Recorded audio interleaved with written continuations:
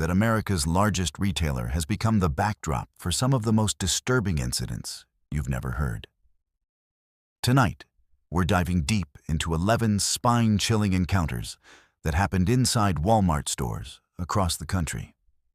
From bizarre customer behavior to unexplained phenomena, these stories will make you question everything you thought you knew about late-night shopping trips. Before we begin this descent into retail horror, smash that subscribe button and hit the notification bell because, trust me, you won't want to miss a single twisted detail of what's coming next. Let's move to our first story. On the night of March 15th, 2019, the Walmart Supercenter on Airline Highway in Baton Rouge, Louisiana, was operating under what employees called skeleton crew conditions. With only 3 staff members covering the entire 180,000 square foot facility during the overnight shift, security guard Jason Carter was used to walking the empty aisles alone, his footsteps echoing through the cavernous space. What he discovered that night would forever change how he viewed his job and question everything he thought he knew about the people who shop at Walmart. Carter had been working the overnight security shift for nearly 2 years, and he prided himself on knowing every corner, every blind spot, and every routine sound of the massive store. The Baton Rouge location was one of the larger supercenters in Louisiana, featuring everything from a full grocery section to an auto center. And during his nightly rounds, Carter had seen his share of unusual incidents. There were the occasional shoplifters trying to hide merchandise, the homeless individuals seeking shelter from Louisiana's unpredictable weather, and the rare medical emergency. But nothing had prepared him for what he would find in the home goods section that cold March evening. The first sign that something was wrong came around 2:47 a.m., according to the security logs that would later be reviewed by both store management and local police. Carter was conducting his standard perimeter check when he noticed that several items in the bedding department appeared to have been disturbed.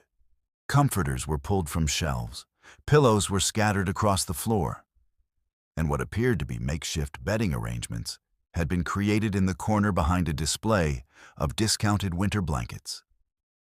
At first, Carter assumed it was simply poor restocking from the evening shift. But as he moved closer to investigate, he heard something that made his blood run cold.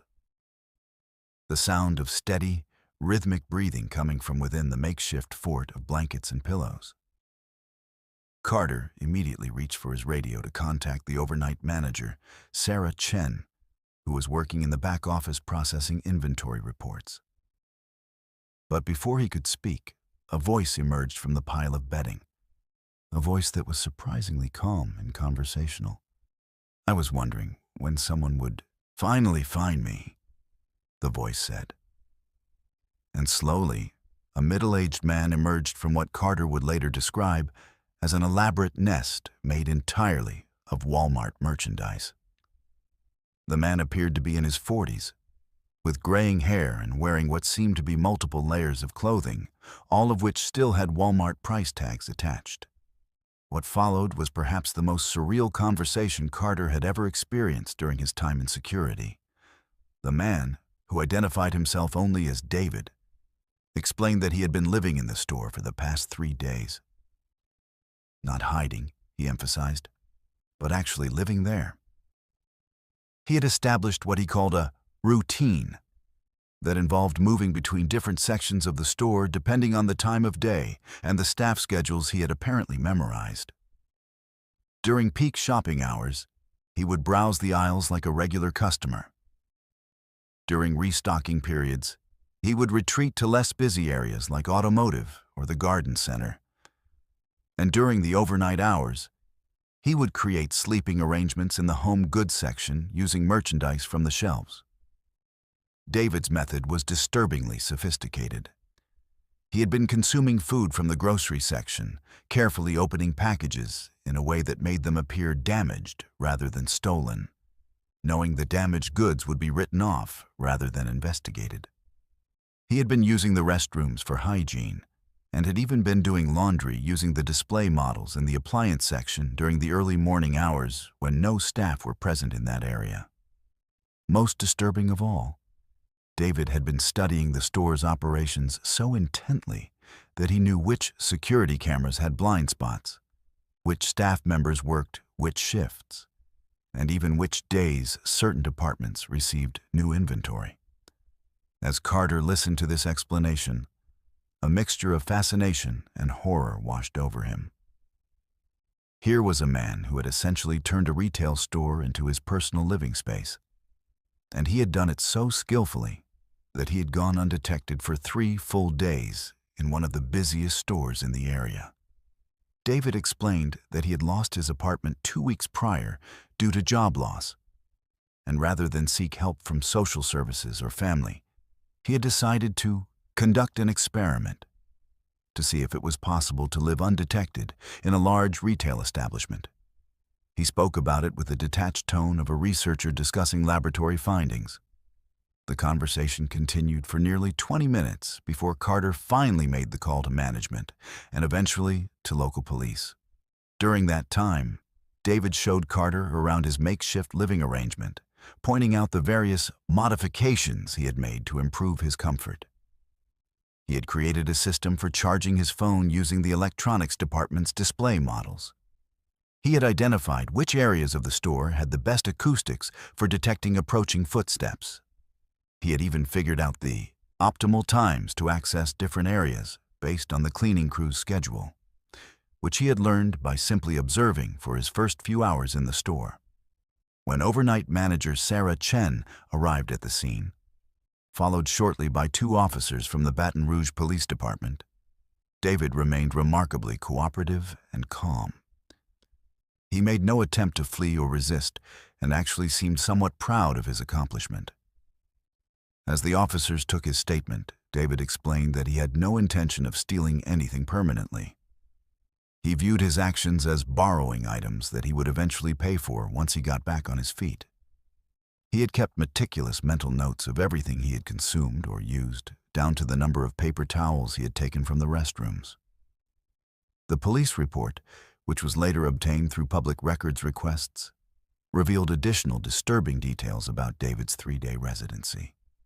Security footage review showed that he had indeed been moving through the store during business hours, often appearing in frame as just another customer browsing the aisles. On multiple occasions, he had even interacted with other customers and staff members, offering directions to lost shoppers and engaging in casual conversation with employees. No one had suspected that this polite, well-spoken man was actually living in the store. Perhaps most unsettling was David's explanation of why he chose Walmart specifically for his experiment.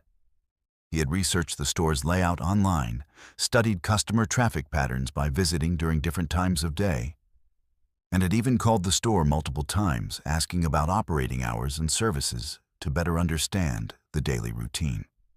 He had chosen the Baton Rouge location because of its size, 24-hour operation, and the fact that it was busy enough for him to blend in, but not so busy that every corner was constantly monitored. The investigation revealed that David had been surprisingly careful about hygiene and cleanliness during his stay.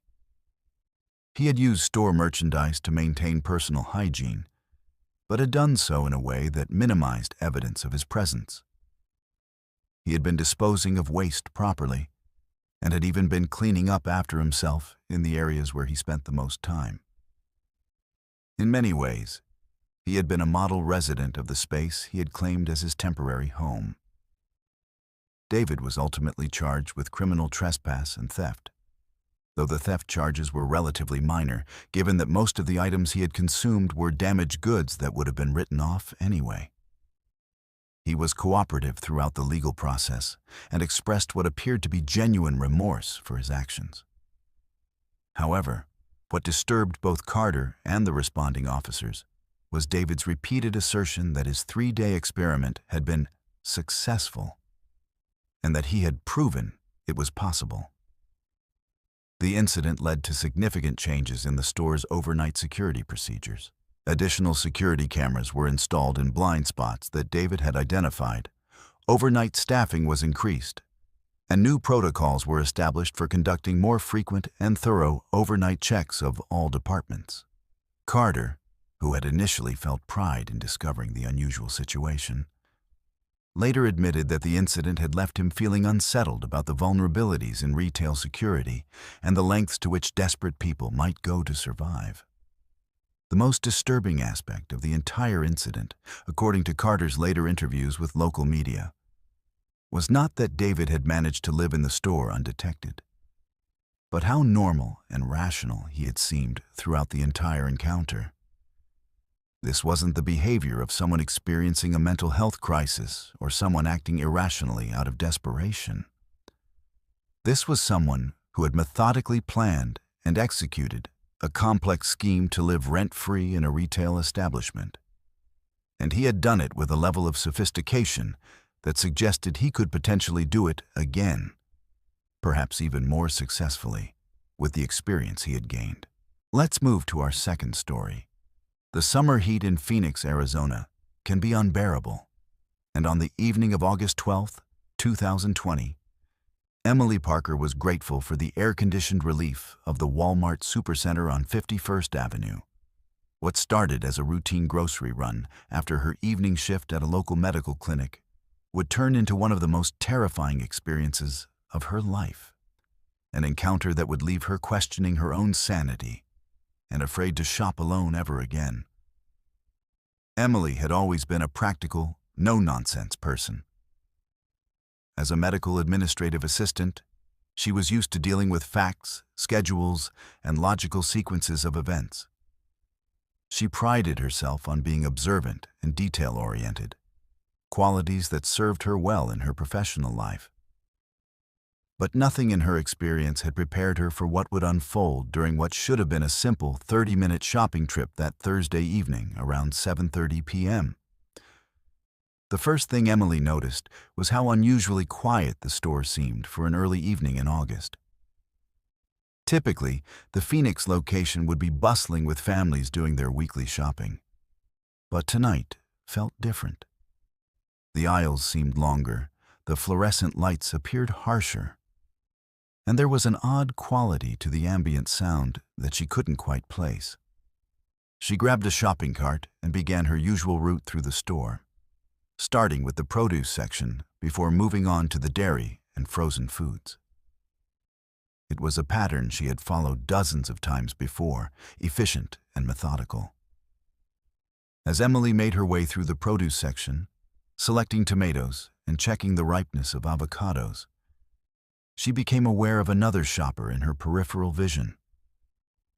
Nothing unusual about that. Stores have other customers. But something about this person's movement caught her attention. They seemed to be following the same path she was taking, stopping when she stopped, moving when she moved. At first, she dismissed it as coincidence. After all, the produce section had a natural flow to it, and it made sense that two shoppers might follow similar patterns. But as Emily moved from produce to the bakery section, the feeling of being mirrored intensified. She paused to examine a loaf of bread, and out of the corner of her eye, she noticed the same figure pause at exactly the same moment, appearing to examine items on the shelf directly across from her. When she moved to check the expiration date on a package of bagels, the figure moved too, reaching for something on their side of the aisle. The timing was too precise to be coincidental. Emily's medical training had taught her to trust her observations, but she also knew that anxiety could create false patterns where none existed. She decided to test her suspicions. Instead of continuing with her normal shopping route, she deliberately took a detour down the automotive aisle, a section she never visited during grocery runs. Sure enough, within moments, she heard the distinct squeak of shopping cart wheels behind her, following the same path. Her heart rate began to increase as she turned down the health and beauty aisle. Emily pretended to study different brands of shampoo while using the reflective surface of a nail care display to observe behind her. What she saw made her blood run cold. A person of average height wearing a dark hoodie was standing approximately 20 feet behind her, also appearing to examine products on the shelf. But they weren't really looking at anything. Their head was positioned in a way that suggested they were watching her reflection in the same display she was using to watch them. The realization that this person was deliberately mirroring her movements sent a wave of panic through Emily's system. She quickly moved toward the pharmacy section, hoping to find a store employee who could help or at least provide the security of another person's presence. But as she approached the pharmacy counter, she discovered it was closed for the evening. The automated prescription pickup was still operating, but no staff were visible in the area. Emily's panic began to escalate as she realized how isolated she was despite being in a public space. The store's vast size, which usually felt convenient, now felt threatening. The wide aisles that normally made navigation easy now provided too much open space where she felt exposed and vulnerable.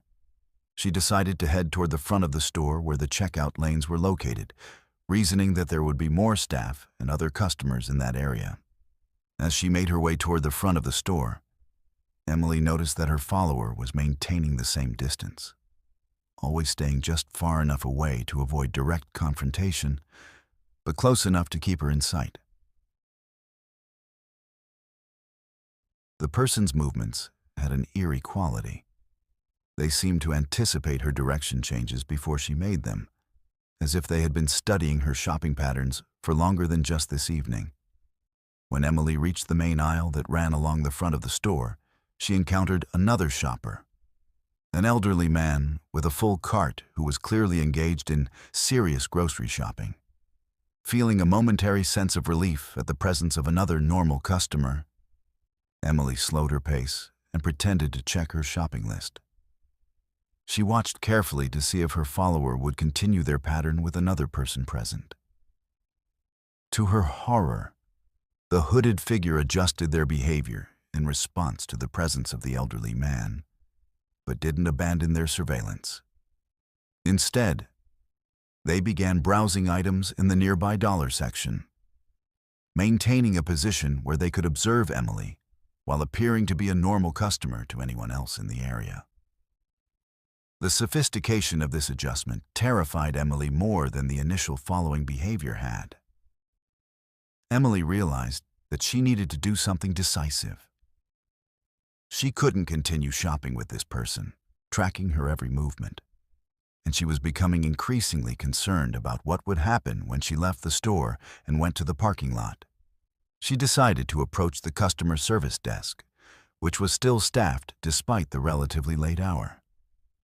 As she walked toward the customer service area, Emily noticed that her follower immediately began moving in the same direction, but via a parallel route that would keep them out of direct sight of the service desk. This suggested a level of planning and awareness that indicated this wasn't random behavior or a case of mistaken identity. Someone was deliberately stalking her through the store with enough sophistication to avoid detection by store employees. At the customer service desk, Emily approached the young woman working behind the counter and explained her situation as calmly as possible. She described the person who had been following her and asked if security could escort her to her car. The employee, whose name tag identified her as Michelle, listened carefully and immediately called for a security guard over the store's internal communication system, while they waited for security to arrive. Michelle engaged Emily in conversation to help her stay calm, but also positioned herself so she could observe the store floor. Within a few minutes, Michelle pointed toward the electronics section and said, "Is that the person you were talking about?" Emily looked in the direction Michelle was indicating and saw the hooded figure standing near the video game display, appearing to browse but positioned in a way that provided a clear line of sight to the customer service desk. When the security guard arrived, Emily provided a detailed description of her experience and pointed out the person who had been following her. The guard, a middle-aged man named Robert, asked Emily to wait at the customer service desk while he approached the individual to investigate. Emily watched as Robert walked casually toward the electronics section, pretending to conduct a routine security check of the area. What happened next was perhaps the most disturbing part of the entire experience. The moment the security guard came within conversational distance of the hooded figure, the person immediately abandoned their cart and walked quickly toward the nearest exit. They didn't run, which would have drawn attention, but moved with purposeful speed that suggested they had planned for the possibility of being confronted. Robert followed at a distance and watched as the person exited the store and disappeared into the parking lot. He returned to report that the individual had left the premises, but not before Robert had managed to observe that the person had been carrying no merchandise and had abandoned a shopping cart that contained only a single item, a package of batteries that appeared to have been selected at random. The security investigation revealed additional disturbing details. When Robert reviewed the store's security camera footage, he discovered that Emily's stalker had been in the store for over an hour before Emily had arrived. The cameras showed the person walking through various sections of the store, but not shopping in any meaningful way. Instead, they appeared to be studying the layout, customer traffic patterns, and sight lines throughout the building. Most unsettling of all, the security footage showed that when Emily had entered the store, the hooded figure had immediately abandoned their previous activity and begun following her. This suggested that Emily had been specifically targeted, either because the person had been waiting for her specifically, or because she fit some particular profile that the stalker was looking for. The incident was reported to the Phoenix Police Department, and Emily provided a detailed statement about her experience. However, since no actual crime had been committed, following someone in a public place is not illegal. There was limited action the police could take. They advised Emily to be aware of her surroundings, vary her shopping routine, and report any further incidents immediately. For weeks after the incident, Emily found herself unable to shop alone without experiencing anxiety. She began bringing friends or family members with her for grocery runs, and she completely avoided evening shopping trips. The experience had fundamentally changed her relationship with a space that had previously felt safe and routine. She found herself constantly checking reflections in store windows and mirrors, scanning for anyone who might be following her movements. The most disturbing aspect of the entire experience, Emily later reflected, was the level of sophistication and patience her stalker had demonstrated. This wasn't impulsive or random behavior. It was calculated, planned, and executed with an understanding of store layouts, security blind spots, and human psychology. The person had known how to follow someone without being detected, how to adjust their behavior when circumstances changed, and how to disappear quickly when confronted. Emily never saw her stalker again, but the incident left her with profound questions about how many other people might be engaging in similar behavior without being detected, and how many other shoppers might be experiencing the same terror she had felt that evening without having the courage or opportunity to report it to security. Let's move to our third story. In the spring of 2020, when the world was gripped by pandemic panic and toilet paper had become more valuable than gold, the Walmart Supercenter on Southeast Powell Boulevard in Portland, Oregon, became the unlikely stage for what employees would later call the Great Toilet Paper Heist of 2020. What started as a routine Tuesday morning inventory check would uncover a scheme so elaborate, so audaciously planned, and so absurdly executed that it reads more like a dark comedy than a real crime. But sometimes, truth really is stranger than fiction, especially when desperation meets creativity in the most unexpected ways. Store manager Karen Mitchell had been working in retail for over 15 years, and she thought she had seen everything. She had dealt with shoplifters who tried to hide merchandise in baby strollers, customers who attempted to return clearly used items with fabricated receipts, and the occasional person who thought they could walk out with a television by simply acting like they owned it. But nothing in her extensive experience with retail crime had prepared her for what she would discover when she arrived at work on the morning of April 14, 2020, to find that the store's entire toilet paper inventory had vanished overnight. The discovery began when overnight stalker Miguel Santos reported that the paper goods aisle looked different when he arrived for his 4 a.m. shift. At first, Karen assumed it was simply a case of heavy customer demand. After all, toilet paper shortages had been making headlines for weeks, and customers were known to line up before store opening to grab whatever supplies they could find. But as Miguel's report became more detailed, Karen realized they were dealing with something far more unusual than enthusiastic early bird shoppers. According to Miguel, the entire paper goods section had been completely emptied, but not in the chaotic way that would result from a customer feeding frenzy. Instead, the shelves had been cleared with almost military precision. The products had been removed systematically, starting from the top shelves and working down, with price tags carefully peeled off and stacked in neat piles at the end of each aisle. Even more bizarre, the shelving units themselves had been wiped down and reorganized, as if someone had decided to do some spring cleaning while committing grand theft toilet paper. Karen's initial response was to check the security footage from the previous evening, expecting to find evidence of after-hours break-ins or perhaps a coordinated effort by multiple shoplifters. What she discovered instead was footage that seemed more suited to a heist movie than a routine security review.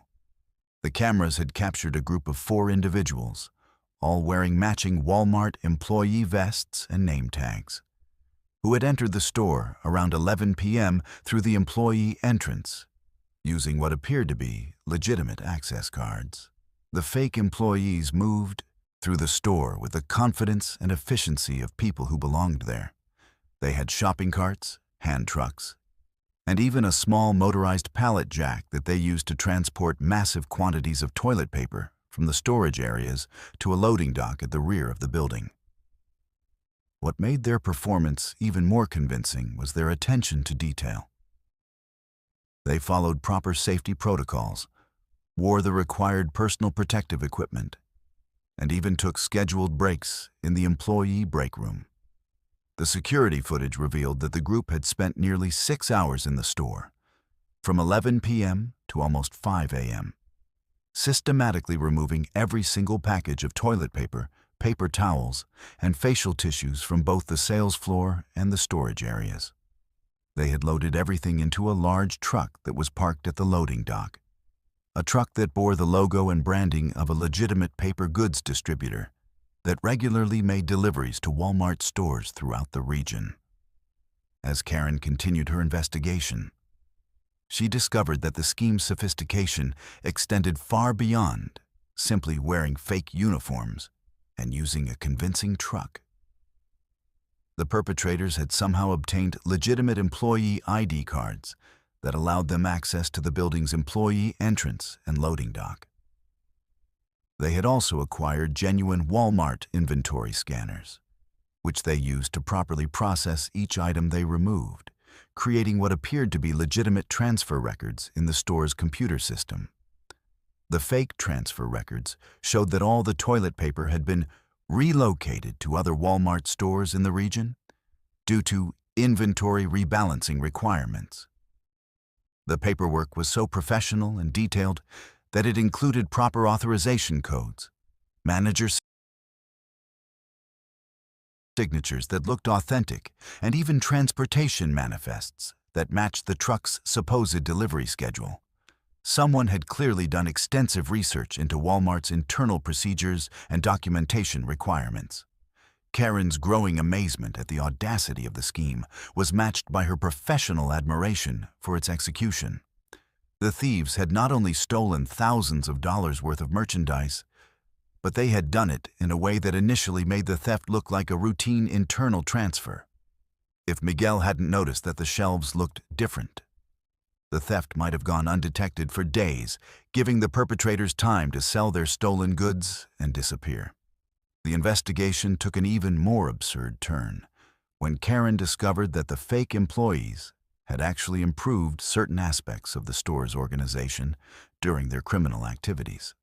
The paper goods aisle had been restocked with other merchandise in a way that maximized space utilization and improved customer access. The storage area had been reorganized more efficiently than it had been in months. One of the perpetrators had even fixed a broken price scanner that had been out of order for weeks. As news of the theft spread through the store's employee network, additional bizarre details emerged. Night custodian Rosa Delgado reported that she had encountered the fake employees during her cleaning rounds and had actually complimented them on their hard work and dedication. The group had been polite, professional, and had even offered to help her move some heavy equipment. Rosa had assumed they were new hires or temporary workers brought in to handle increased pandemic demand. The customer service desk revealed another layer of the scheme's sophistication. The fake employees had processed several customer returns of toilet paper during their time in the store, generating legitimate receipts and return credits that further camouflaged their theft activities. They had even handled a few actual customers who had come to the store during late-night hours, providing helpful directions and product recommendations with the cheerful efficiency of genuine Walmart employees. Karen's investigation revealed that the perpetrators had been planning their heist for weeks. Security footage from previous evenings showed individuals who appeared to be legitimate customers conducting what now looked like reconnaissance missions. They had mapped out camera locations, studied employee schedules, observed loading dock procedures, and even timed how long it took to move merchandise from storage areas to the truck loading zone. The most audacious aspect of the entire scheme was discovered when Karen reviewed the store's employee break room security camera. The footage showed the fake employees taking their scheduled breaks, eating snacks they had brought from home, and engaging in normal workplace conversation about current events, sports, and their other jobs. One of them had even left a positive review of the store's break room amenities on a workplace review website, praising the comfortable seating and quality coffee machine. When the Portland Police Department arrived to investigate, they found themselves dealing with a case unlike anything in their experience. Detective James Wright later admitted that he had never encountered criminals who had stolen merchandise, while simultaneously improving the workplace environment and providing excellent customer service. The perpetrators had committed their crime with such professionalism and attention to detail that several actual Walmart employees expressed disappointment when they learned the helpful, hard-working night crew wouldn't be returning. The investigation eventually revealed that the scheme had been orchestrated by a group of former retail employees who had lost their jobs due to pandemic-related layoffs. They had used their insider knowledge of retail operations to plan and execute what they viewed as the perfect victimless crime, stealing products that were in artificially high demand due to panic buying from a corporation they felt had treated them unfairly. Their leader, a former assistant manager named Derek, later explained that they had tried to minimize the impact on individual employees and customers by conducting their theft as professionally as possible. The stolen toilet paper was eventually recovered from a warehouse in southeast Portland, where the group had been repackaging it for sale through online marketplaces at inflated pandemic prices. The perpetrators had managed to sell approximately 40% of their stolen inventory before being apprehended, earning enough money to cover several months of unemployment expenses. When arrested, they expressed genuine remorse for their actions, but also pride in what they called their victimless entrepreneurship. The case became something of a local legend in Portland, with many residents expressing a grudging admiration for the group's creativity, professionalism, and the ironic fact that they had provided better customer service during their criminal activities than many legitimate retail employees. The story gained national attention when late-night comedy shows picked up on the absurd details, turning the perpetrators into unlikely folk heroes of the pandemic era. Karen Mitchell later reflected that the great toilet paper heist of 2020 had taught her more about retail security vulnerabilities than 15 years of conventional theft incidents. The perpetrators had exploited not just physical security weaknesses, but psychological and procedural assumptions about how legitimate employees behave and how business operations should look. Their success had depended not on stealth or violence, but on the bold assumption that people wearing the right uniforms and following proper procedures would be assumed to belong, regardless of whether anyone actually recognized them. The incident led to significant changes in Walmart's employee access procedures, inventory tracking systems, and after-hours security protocols. But it also left Karen with a lingering appreciation for the entrepreneurial spirit and attention to detail that the thieves had demonstrated, even as she recognized the serious legal and ethical problems with their chosen method of unemployment relief. Let's move to our fourth story. I need to tell you about my last day working at Walmart, because it's something that still haunts me 3 years later. And it's something that fundamentally changed how I view corporate priorities and human dignity. My name isn't important. I've changed it since then anyway. But what happened on November 18th, 2018, at the Walmart Supercenter in Tulsa, Oklahoma, where I had worked for nearly 4 years, will stay with me for the rest of my life. I was a department supervisor in electronics, had good performance reviews, decent relationships with most of my co-workers, and genuinely believed that Walmart, despite its flaws, was a company that cared about its employees and customers. That belief died on a cold Sunday morning, along with a customer whose name I never learned. I had arrived for my shift at 6 a.m., an hour before the store opened to the public, to help with inventory counts and merchandise displays. It was typical Sunday morning routine. Quiet, methodical, with just a handful of employees scattered throughout the massive store getting everything ready for another day of retail chaos. I was in the electronics section, updating price tags and organizing the mobile phone display, when I heard a commotion coming from the grocery section. At first, I assumed it was just someone dropping a pallet of merchandise, or maybe a customer who had gotten in early making too much noise. But the sound was different. Urgent, distressed human voices, rather than the typical sounds of retail operations. I walked toward the source of the noise and found several employees gathered around aisle 14 near the cereal section. As I got closer, I could see they were all looking down at something on the floor, and the expression on their faces told me immediately that something was seriously wrong. Lying motionless between the Cheerios and the Lucky Charms was an elderly man, probably in his 70s, wearing a heavy winter coat despite the mild Oklahoma weather. He was completely still, and even from several feet away, I could tell he wasn't breathing. My first instinct was to call 911, and I immediately pulled out my phone to do exactly that.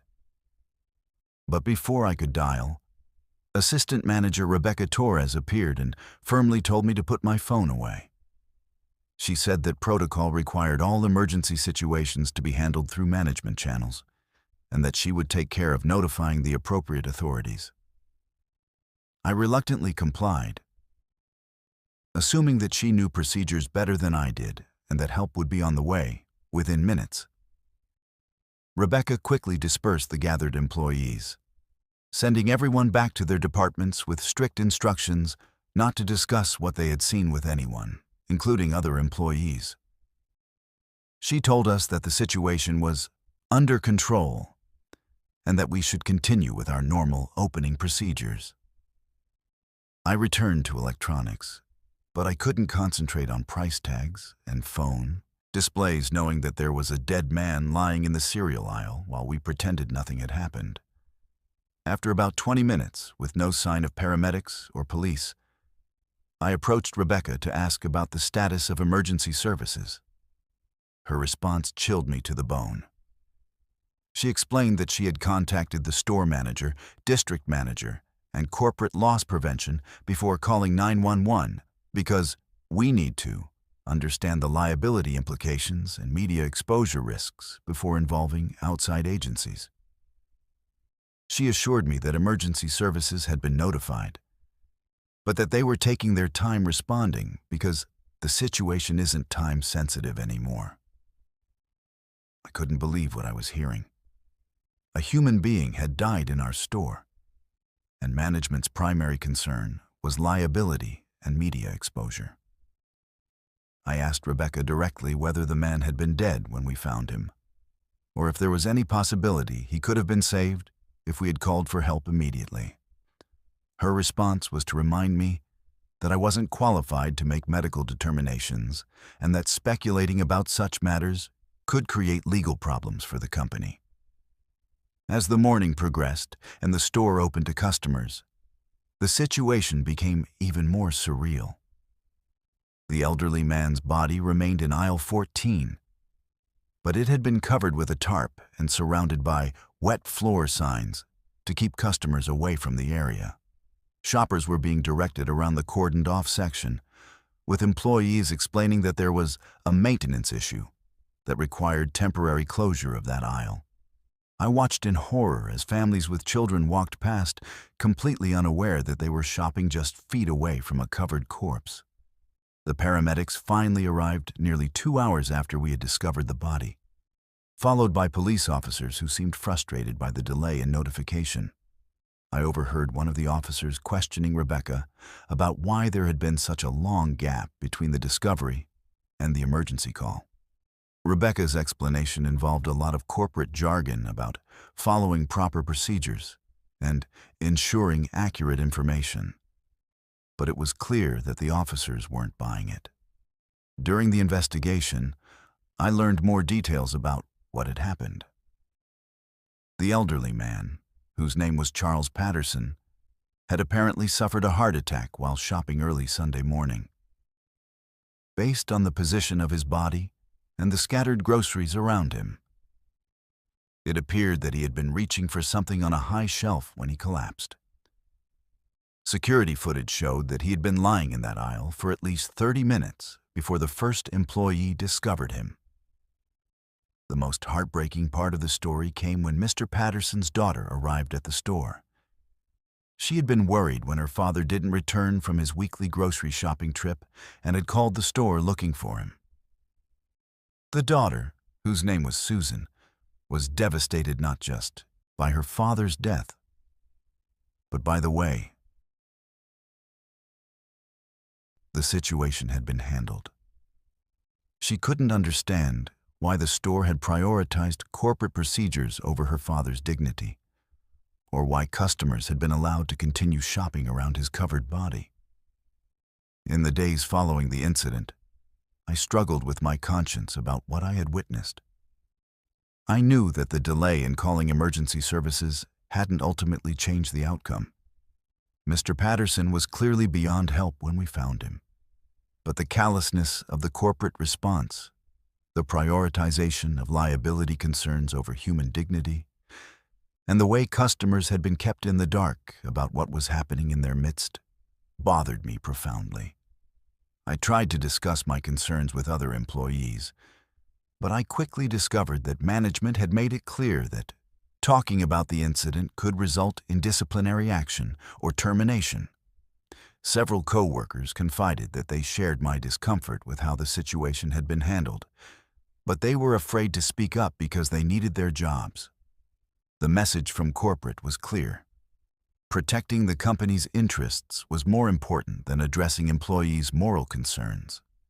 The breaking point came when I received a call from Susan Patterson, who had somehow obtained my contact information and wanted to ask me questions about how her father had been found and how long he had been lying there. She was considering legal action against Walmart and needed employee testimony about the timeline of events and management's response.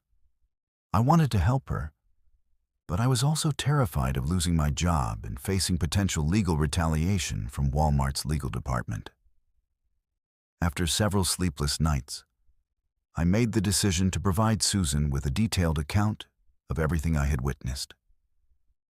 I felt that I owed it to her father's memory and to my own conscience to tell the truth about what had happened, regardless of the potential consequences for my employment. I met with Susan and her attorney and provided a sworn statement about the timeline of events, management's priorities, and the way customers had been kept unaware of the situation.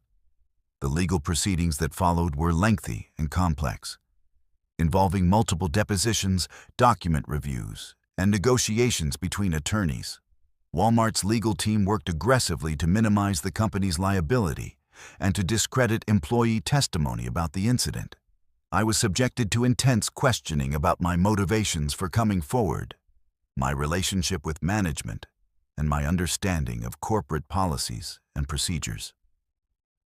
Throughout the legal process, I continued working at Walmart, but the environment became increasingly hostile. I was written up for minor infractions that had previously been overlooked. My schedule was changed to less desirable shifts, and I was excluded from meetings and training opportunities that would have advanced my career. It became clear that management viewed me as a traitor who had prioritized outsiders over company loyalty. The case was eventually settled out of court for an undisclosed amount, with Walmart admitting no wrongdoing but agreeing to review its emergency response procedures. Susan Patterson received financial compensation, but she told me that no amount of money could make up for the way her father had been treated in his final moments and the hours afterward. She said that knowing he had died alone on a cold floor while corporate executives discussed liability implications was something she would never be able to accept. My employment at Walmart became untenable after the settlement was reached. While I wasn't technically fired, I was subjected to such consistent harassment and schedule manipulation that I eventually resigned. My last day was December 15th, 2018, exactly 1 month after Charles Patterson died in aisle 14.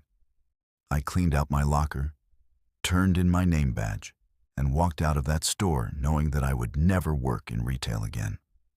The experience taught me that corporate priorities and human decency don't always align, and that sometimes doing the right thing comes with serious personal and professional costs. I lost a job that I had worked hard to build into a career, but I gained the knowledge that I had acted according to my conscience when it mattered most. Charles Patterson deserved better than he got from Walmart that day, and his daughter deserved the truth about what happened, even if that truth was uncomfortable for a multi-billion-dollar corporation. 3 years later, I still think about that Sunday morning and wonder how many other Charles Pattersons have died in retail stores while corporate executives calculated liability risks and managed media exposure. I hope that by sharing this story, I can honor his memory and maybe encourage other people to prioritize human dignity over corporate loyalty when faced with similar situations. Let's move to our fifth story. On the afternoon of April the 23rd, 2021, the Walmart Supercenter on North Zaragoza Road in El Paso, Texas, became the setting for an incident that rattled employees, baffled shoppers, and left police investigators combing through hours of surveillance footage in search of answers. The catalyst was a 34-year-old man who identified himself simply as Levi. He entered the store at 2:15 p.m. dressed in unremarkable jeans and a navy windbreaker, ordinary enough that no one paid him much attention as he crossed the vestibule and headed straight for customer service. What followed felt less like a retail disturbance and more like a live documentary on the frayed edges of reality. According to the official incident report, Levi did not open with a complaint about a return or a price check. Instead, he leaned across the counter and asked the startled associate whether Walmart maintained temporal merchandise protocols. When the clerk, Maria Gonzalez, replied that she had never heard of such a thing. Levi clarified that he needed authorization to return items that will not be manufactured until 2087. Gonzalez, assuming she was dealing with a prank, called for a floor supervisor. The supervisor, Sergio Delgado, arrived to find Levi calmly explaining that commerce in his era operated on a closed-loop supply chain, and that returning merchandise to 2021 was an unfortunate but necessary corrective action. Security was alerted, yet Levi's demeanor raised no immediate red flags. He was articulate, non-threatening, and spoke in measured tones. Delgado decided to observe rather than eject him. What happened over the next 45 minutes would be captured on 16 different cameras, and later pieced together by investigators like a puzzling documentary reel. Levi walked the aisles systematically, offering unsolicited historical context for everyday products. In electronics, he cradled an iPhone demo model as though it were a museum relic, remarking that its silicon architecture would soon be eclipsed by carbon-based neural mesh. Several bystanders listened, half amused, half unsettled. Levi's next stop was automotive. Standing beside motor oil end caps, he warned nearby shoppers that petroleum products would be outlawed worldwide after what he termed the Great Climate Reckoning of 2045. One customer asked if he was part of a viral marketing stunt. Levi answered with what witnesses described as genuine sorrow, saying that if humanity continued to burn dead oceans, the American Southwest would become an inland archipelago of drought. His tone never rose past conversational, yet his words carried the gravity of prophecy. Store security officer Ramon Martinez, monitoring from the operations room, noted that Levi displayed none of the agitation typical of intoxicated or mentally distressed customers. Instead, he appeared to follow a personal itinerary. In the pharmacy, he approached the consultation window and quietly advised pharmacist Angela Ruiz to pull every batch of the analgesic coded XR214. Ruiz, unfamiliar with the code, asked for clarification. Levi replied that the medication would be released in 2029, prescribed widely by 2034, and recalled in 2036 after long-term kidney toxicity emerged. Ruiz filed an internal note and alerted management. Liability concerns escalated. At 3:05 p.m., Levi entered produce, the store's busiest section that day, and launched into what onlookers later described as a 5-minute future food lecture. He predicted crop yield collapse, urged families to cultivate drought-resistant gardens, and demonstrated how to examine apples for surface nanoplastics. A small crowd gathered, drawn by equal parts curiosity and discomfort. Employees debated whether to intervene. Disruption remained minimal, but the store's risk assessment protocol advised caution when a customer disseminated health or safety claims.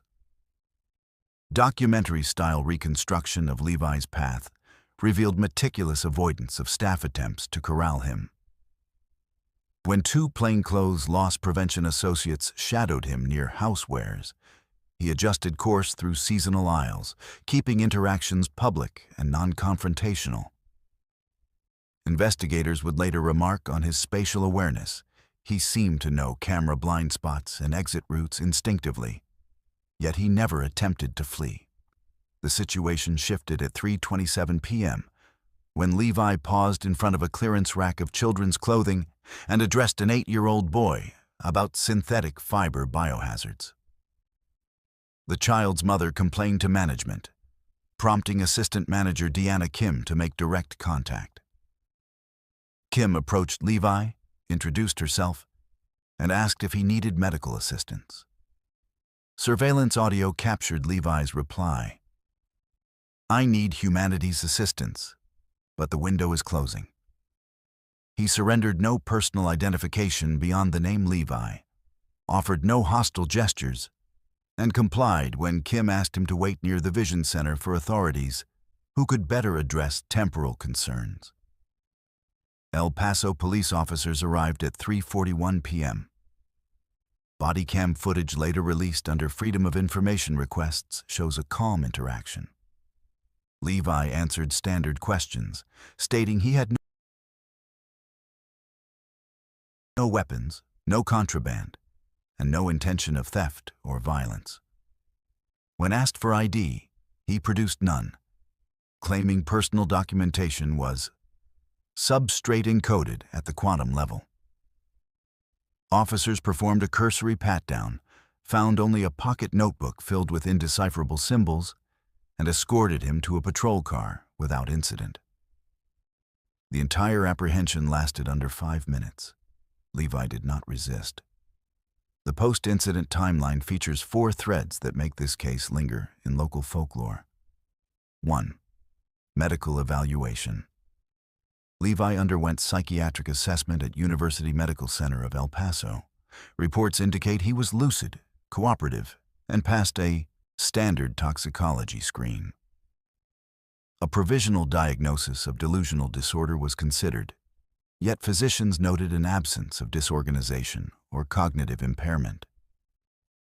Levi's future-centric narrative remained internally consistent, detailed, and, critically, devoid of typical grandiosity. He expressed no personal superiority, only urgency. 2. The notebook. Forensic linguists from a regional task force analyzed Levi's handwritten symbols. Patterns suggested an invented script with logical syntax, but no cipher matched known languages. Some glyphs resembled molecular diagrams, others paralleled astronomical notation. The notebook remains in an evidence vault, tagged as unsolved code. 3. Predictive statements. Within days, online forums compiled Levi's claims. A 2045 climate catastrophe, a 2029 analgesic launch, a 2036 recall, and a 2087 closed-loop economy. Skeptics dismissed them as derivative eco-futurism. Still, pharmacists quietly flagged research journals for any analgesic trials matching the code XR214. 4. Disappearance. After 72 hours of observation, Levi was transferred to a voluntary outpatient program. He attended 1 intake session, then failed to appear for follow-ups. His last verified sighting was May 2, 2021, captured on a downtown bus camera. He carried no luggage, wore the same Navy windbreaker, and vanished into city traffic. No missing person report was filed because Levi had provided no legal identity. From a documentary perspective, the Levi incident illustrates the tension between empirical reality and human receptivity to extraordinary narratives. Every eyewitness agreed on the man's calm presence and encyclopedic delivery. Nobody has explained how he avoided agitated confrontation in a bustling superstore while espousing end-of-world warnings. Walmart's official statement classified the event as a non-violent customer disturbance resolved without injuries. Yet, internal memos obtained by journalists emphasize staff confusion over whether to treat Levi as a medical risk, a security threat, or a public relations liability. Sociologists analyzing the case point out that the encounter occurred at a cultural moment primed for apocalyptic thinking, lingering pandemic anxiety, climate news saturation, and social media amplification of conspiracy content. Levi's rhetoric tapped directly into those collective fears, but with granular specificity that made employees hesitate. What if, however unlikely, he was telling the truth? That sliver of uncertainty transformed a routine customer service anomaly into a living thought experiment for everyone present. In the month that followed, scattered rumors surfaced. A truck driver claimed to have given a ride to a soft-spoken man named Levi heading east toward the Gulf Coast. A grad student in Houston reported meeting someone matching Levi's description at a public lecture on renewable energy. The man asked penetrating questions about closed carbon loops, then slipped away before the Q&A ended. None of these sightings were confirmed, and each could be chalked up to the simple human penchant for weaving myth from coincidence. Yet, for the employees at the El Paso Walmart, the memory remains visceral. Store security officer Ramon Martinez later reflected in an internal debrief that Levi caused the quietest chaos he had seen in 16 years on the job. He didn't steal a thing, didn't shout, didn't threaten anyone. But he left the whole building tilted, like reality had a hairline crack we could suddenly see. Martinez wrote. Customer service associate Maria Gonzalez, initially the first point of contact, resigned 2 months later, citing persistent anxiety that any new shopper might bring messages from timelines we can't verify. As for the Walmart corporate, the Levi episode prompted a brief revision of its unconventional behavior policy. Managers were instructed to expedite mental health outreach calls rather than routing through extended liability chains. A private training video now advises associates. If a guest claims to be from another era, treat it first as a health concern. Documentation can follow. No conclusive answer has ever emerged regarding Levi's origins. Whether he suffered from a highly systematized delusion, orchestrated an elaborate performance piece, or, as a dwindling few still whisper, truly walked the aisles from a century yet to dawn. The encounter underscores how fragile consensus reality can feel inside the fluorescent labyrinth of a big box store. One soft-spoken stranger, armed with nothing more than conviction and a pocket notebook, managed to turn an ordinary Saturday into a question mark that still hangs over North Zaragoza Road like desert heat shimmer. Visible, disorienting, and impossible to grasp. Let's move to our sixth story. The human mind has an unsettling relationship with mirrors. And nowhere is this more apparent than in retail environments where reflective surfaces are strategically placed to create the illusion of expanded space and enhanced security surveillance. But during the final week of October 2021, the Walmart Supercenter in Salem, Massachusetts, became the epicenter of a psychological phenomenon that left employees questioning their own perception and customers reporting experiences that defied rational explanation. What began as isolated complaints about strange reflections in the store's mirrors escalated into a coordinated investigation that would reveal the disturbing power of collective delusion. Or perhaps something far more sinister. The first incident report was filed on Monday, October 25th, when customer Rebecca Winters approached store manager Dale Harrison with what seemed like a routine complaint about defective merchandise. Winters explained that she had been trying on reading glasses in the pharmacy section when she noticed that her reflection in the nearby mirror was delayed by approximately 2 seconds. She demonstrated the phenomenon for Harrison, moving her hand back and forth while staring into the mirror, insisting that her reflection was mimicking her movements with a noticeable lag.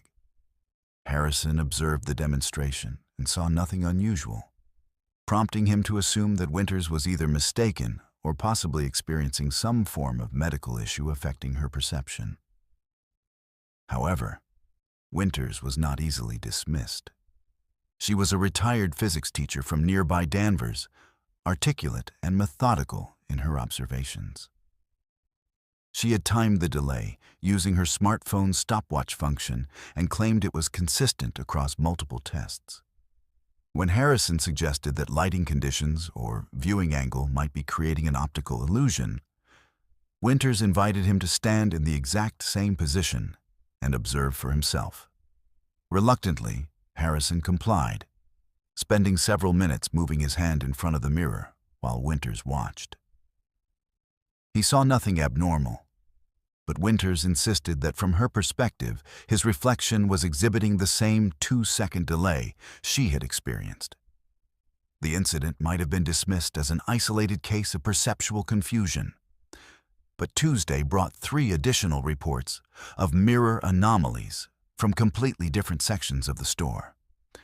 Customer Patricia Chen reported that while examining her appearance in the women's restroom mirror, she had briefly seen herself wearing different clothes, specifically a red sweater instead of the blue jacket she was actually wearing. James Rodriguez complained to customer service that the large security mirror in the electronics section showed him standing in a completely different aisle, surrounded by merchandise that didn't match his actual location. Most disturbing of all, elderly customer Margaret Foster claimed that the mirror in the jewelry section had shown her a reflection that appeared to be about 20 years younger than her actual age. By Wednesday, the reports had multiplied and begun to follow a disturbing pattern. Customers were not just reporting simple delays or distortions in their reflections. They were seeing versions of themselves that seemed to exist in alternate realities. A young mother named Sarah Thompson reported seeing herself in the baby goods section mirror, but her reflection was holding a different child than the one in her actual shopping cart. A teenage customer named Derek Mills claimed that his reflection in the sporting goods mirror was wearing a Walmart employee uniform, complete with a name tag, despite the fact that he had never worked at the store. Store security officer Lisa Chen began documenting these reports systematically, initially suspecting that the incidents might be part of an elaborate prank or social media stunt. However, her investigation revealed that the customers making these reports came from diverse backgrounds, had no apparent connection to each other, and seemed genuinely disturbed by their experiences. Several customers became emotional while describing what they had seen, and a few requested to speak with security because they were concerned about their own mental health. The psychological profile of the affected customers defied easy categorization. They ranged in age from teenagers to senior citizens, represented various ethnic and socioeconomic backgrounds, and included both frequent Walmart shoppers and first-time visitors to the Salem location. Medical histories, when voluntarily disclosed, showed no pattern of psychiatric illness or medication use that might explain hallucinations or perceptual disturbances. The only common factor seemed to be that all the incidents occurred within the same week and involved mirrors located throughout different sections of the store. Thursday brought the most unsettling report yet. Customer Michael Porter, a local attorney with no history of mental health issues, approached Dale Harrison with a request that the store's security cameras be reviewed. Porter claimed that while shopping for office supplies, he had noticed that his reflection in the mirror near the printer cartridges section was performing actions he wasn't actually doing. Specifically, he said his reflection had been selecting different items from the shelves, examining products he had no interest in, and even appeared to be having conversations with other reflected customers who weren't present in the actual aisle. Porter's legal background made him particularly credible and methodical in his documentation. He had taken notes on his smartphone, recording the time, location, and specific details of what he observed. He had also attempted to photograph the phenomenon, though his pictures showed only normal reflections. Porter's request for security camera review presented an interesting test case.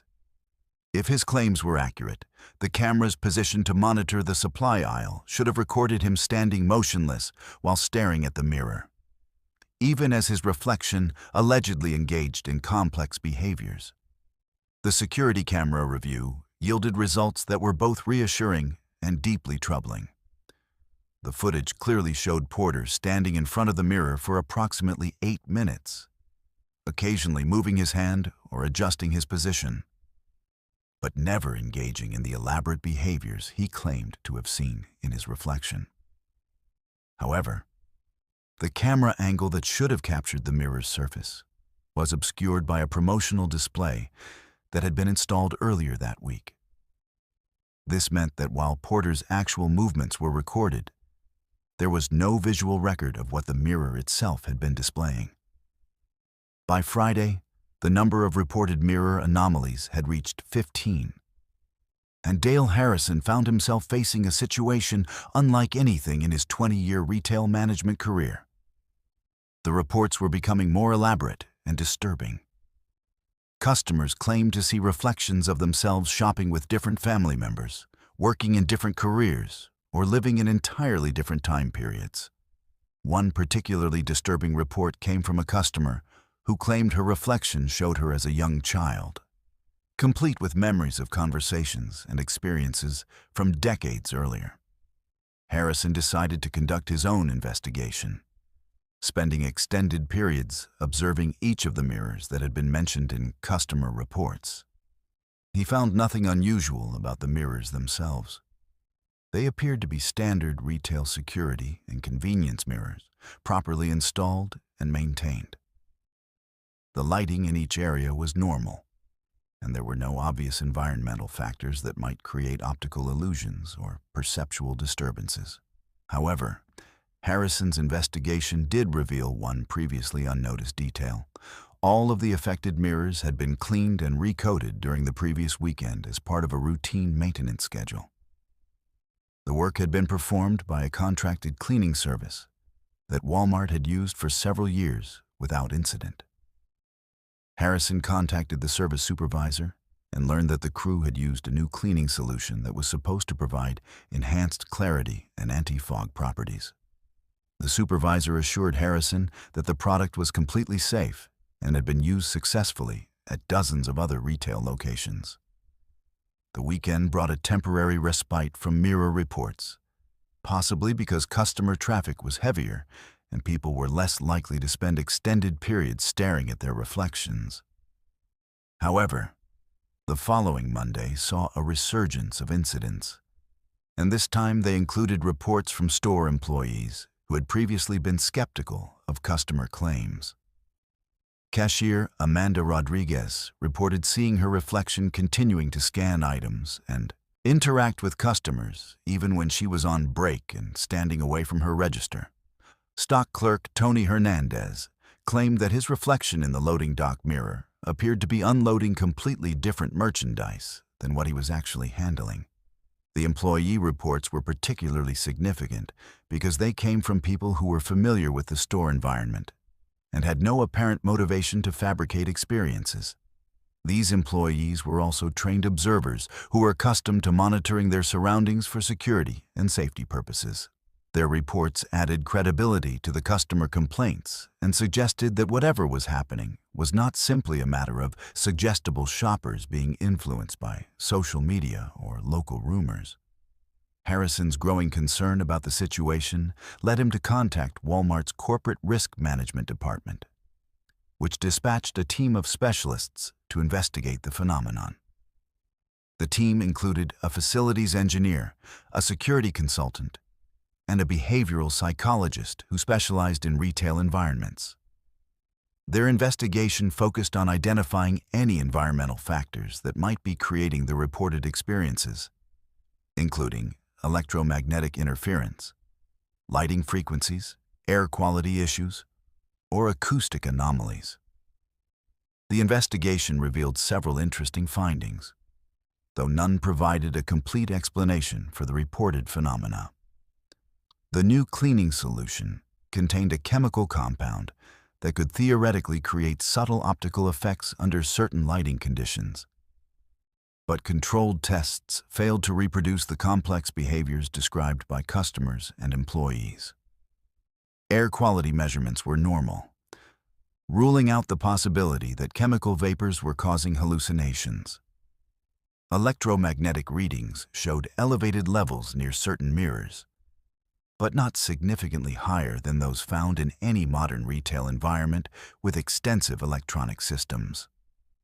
Most intriguingly, the behavioral psychologist noted that the store's layout and lighting created what she termed psychological pressure points, where customers might be more susceptible to perceptual disturbances.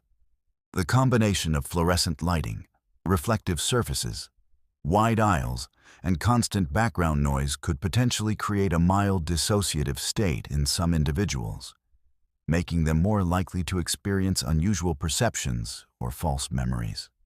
The investigation concluded without identifying a definitive cause for the reported mirror anomalies. The corporate team recommended replacing all affected mirrors, improving lighting in certain areas, and implementing additional staff training on customer service protocols for unusual complaints. However, the psychological consultant's final report noted that the Salem incident represented a fascinating case study in collective perception and the power of environmental factors to influence human consciousness in retail settings. The mirror incidents ceased completely after the affected mirrors were replaced, and no similar reports have been documented at the Salem location since November 2021. However, the experience left a lasting impact on both employees and customers who had witnessed or experienced the phenomena.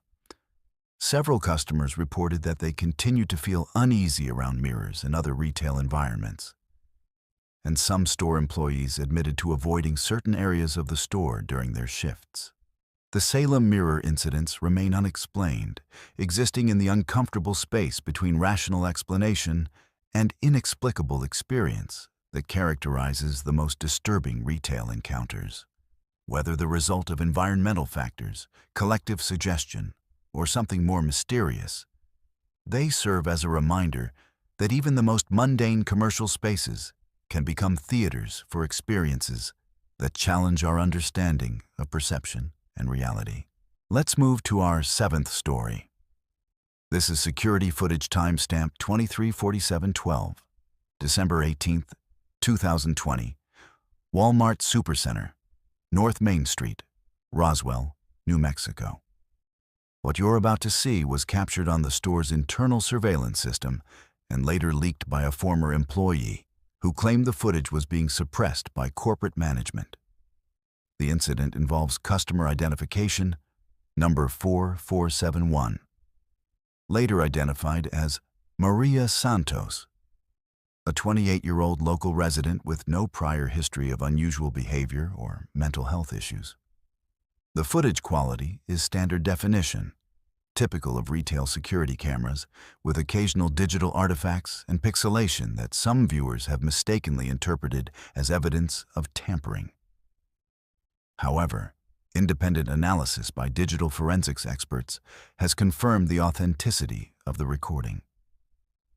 The sequence begins with Santos entering through the main entrance at 23:45 and 3 seconds, approximately 15 minutes before store closing. She appears to be alone, carrying a small purse and moving at a normal walking pace toward the grocery section. Security camera angle SA07 captures her selecting a shopping cart from the corral and proceeding down the main aisle toward the produce section. At this point, nothing in her behavior suggests anything unusual. She appears to be conducting a routine late evening shopping trip, possibly picking up items for the following day. Camera angle SA12, positioned above the produce section, shows Santos examining apples and placing several in a plastic bag.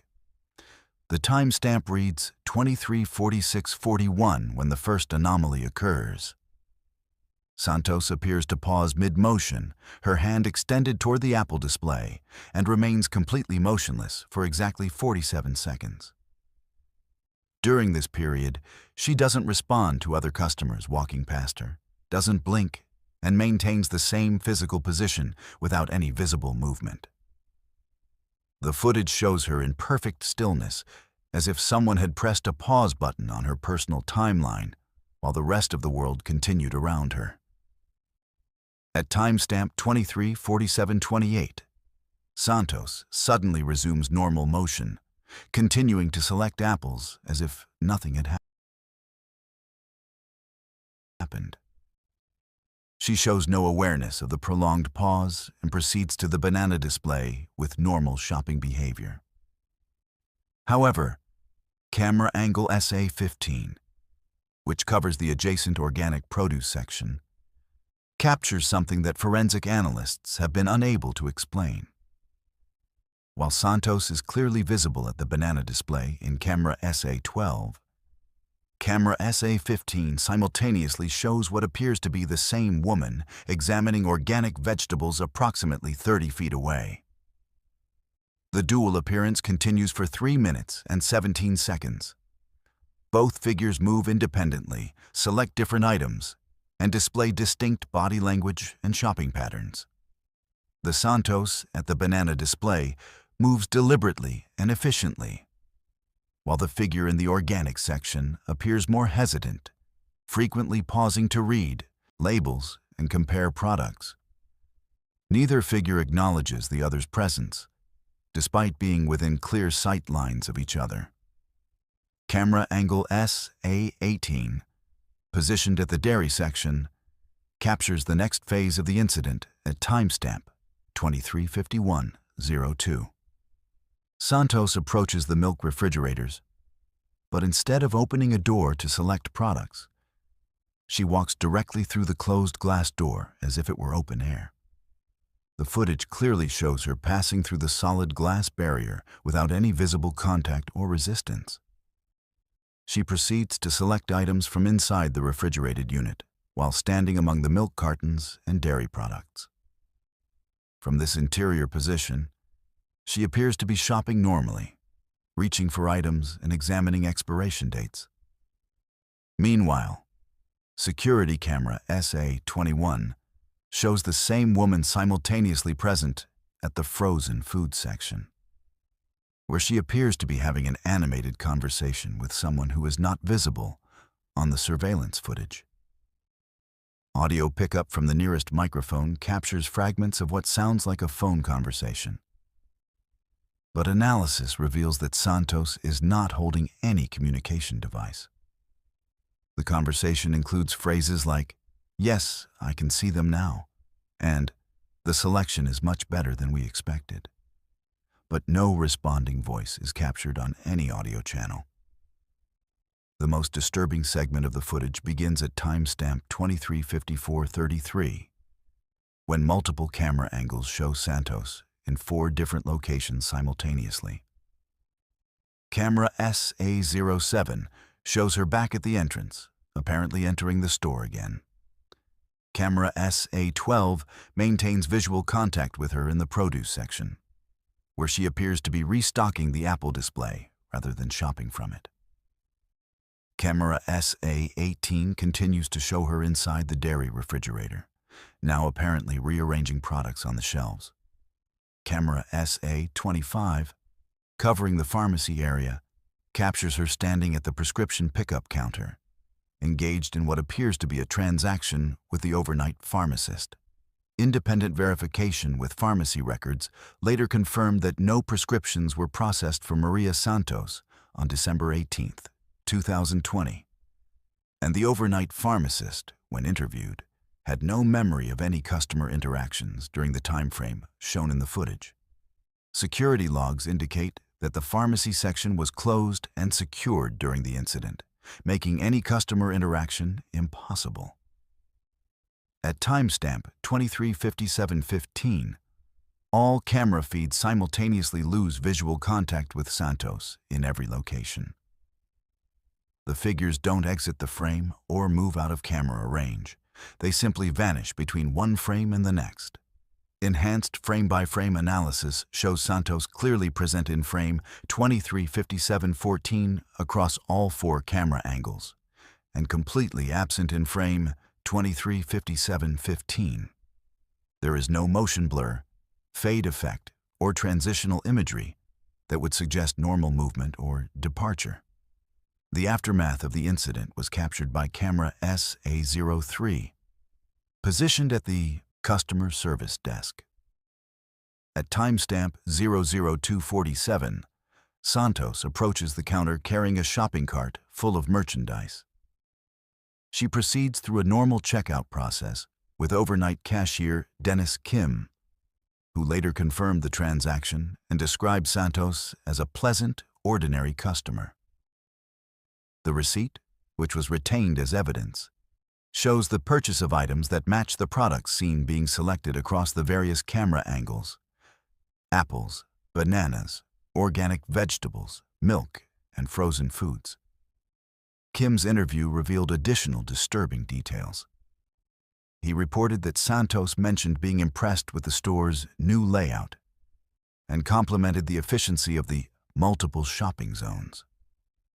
When Kim asked for clarification, Santos explained that she appreciated being able to shop in different sections simultaneously, which she described as a time-saving innovation. Kim assumed she was referring to some kind of customer service program he wasn't familiar with and didn't pursue the topic further. Security review protocols required overnight supervisor Rachel Torres to examine any unusual footage before filing daily reports. Torres later testified that when she first viewed the surveillance recordings, she assumed there had been a technical malfunction causing multiple camera feeds to display the same customer simultaneously. However, when she attempted to correlate the footage with other security systems, including motion sensors and electronic article surveillance logs, the data confirmed that customer activity had been detected in all 4 locations at the times shown in the video recordings. Digital forensics analysis commissioned by Walmart's corporate security department concluded that the footage showed no evidence of tampering, editing, or digital manipulation. Frame authentication protocols confirmed that the video stream was continuous and unaltered. Timestamp verification matched the store's central security server logs, and metadata analysis revealed no anomalies in file creation or modification dates. The technical report stated that while the content of the footage was highly unusual, the recording itself was authentic and unmodified. The incident report filed by Torres was initially classified as a technical anomaly and forwarded to the facilities management department for investigation of potential camera malfunctions.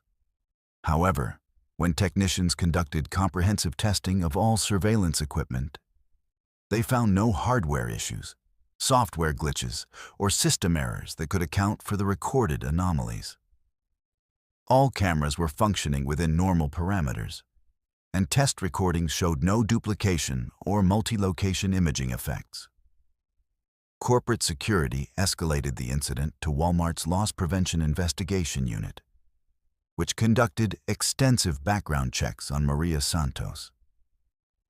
The investigation revealed that she was a local elementary school teacher with no criminal history, no association with any groups that might attempt retail fraud or security breaches, and no technical expertise that would enable sophisticated surveillance system manipulation. Friends and family members described her as reliable, practical, and someone who would be incapable of orchestrating any kind of elaborate hoax. Santos herself was interviewed twice by loss prevention investigators. In both interviews, she described her December 18th shopping trip as completely routine and unremarkable. She had no memory of being in multiple locations simultaneously, passing through glass barriers, or having conversations with invisible individuals. When shown segments of the security footage, she confirmed that the figure in the recordings was definitely her, but expressed confusion and concern about the apparent anomalies. Psychological evaluation revealed no signs of dissociative disorders, memory problems, or delusional thinking. The leaked footage first appeared on social media platforms in March 2021, posted by former Walmart security technician Marcus Webb, who claimed that corporate management had ordered the incident to be classified and that employees had been instructed not to discuss the case. Webb alleged that similar footage from other Walmart locations had been suppressed and that the company was aware of ongoing temporal anomalies affecting customer behavior in certain stores.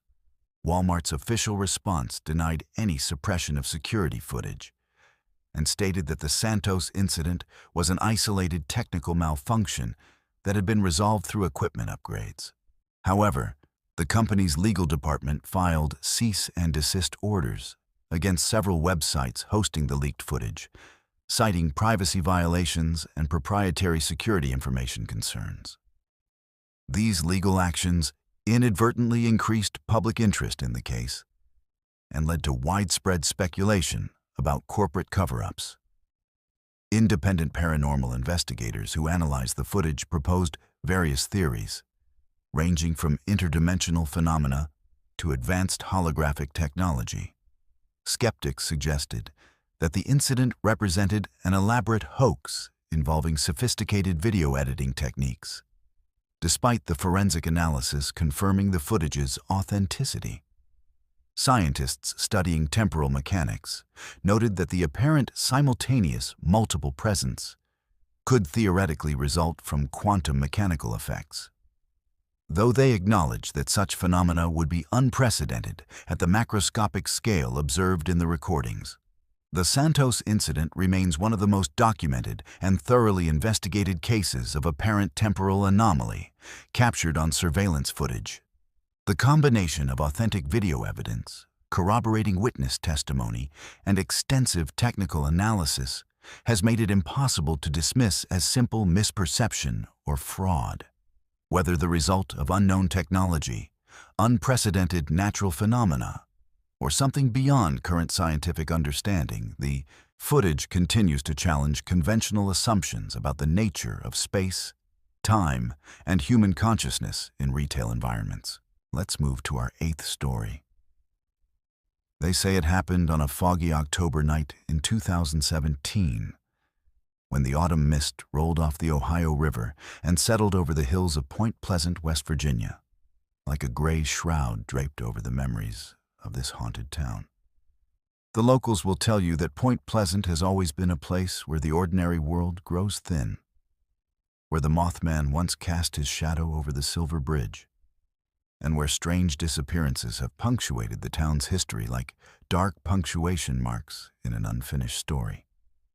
But what allegedly happened at the Walmart Supercenter on State Route 2 that October evening has become the stuff of whispered legend, passed down through online forums and late-night conversations in dimly lit diners.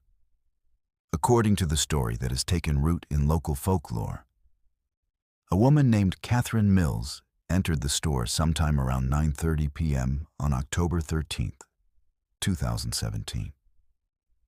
The date itself carries significance in the retelling. Friday the 13th in a town already steeped in supernatural lore. Catherine was described by those who claimed to know her as a practical woman in her early 40s, a single mother who worked as a bookkeeper for a local insurance office.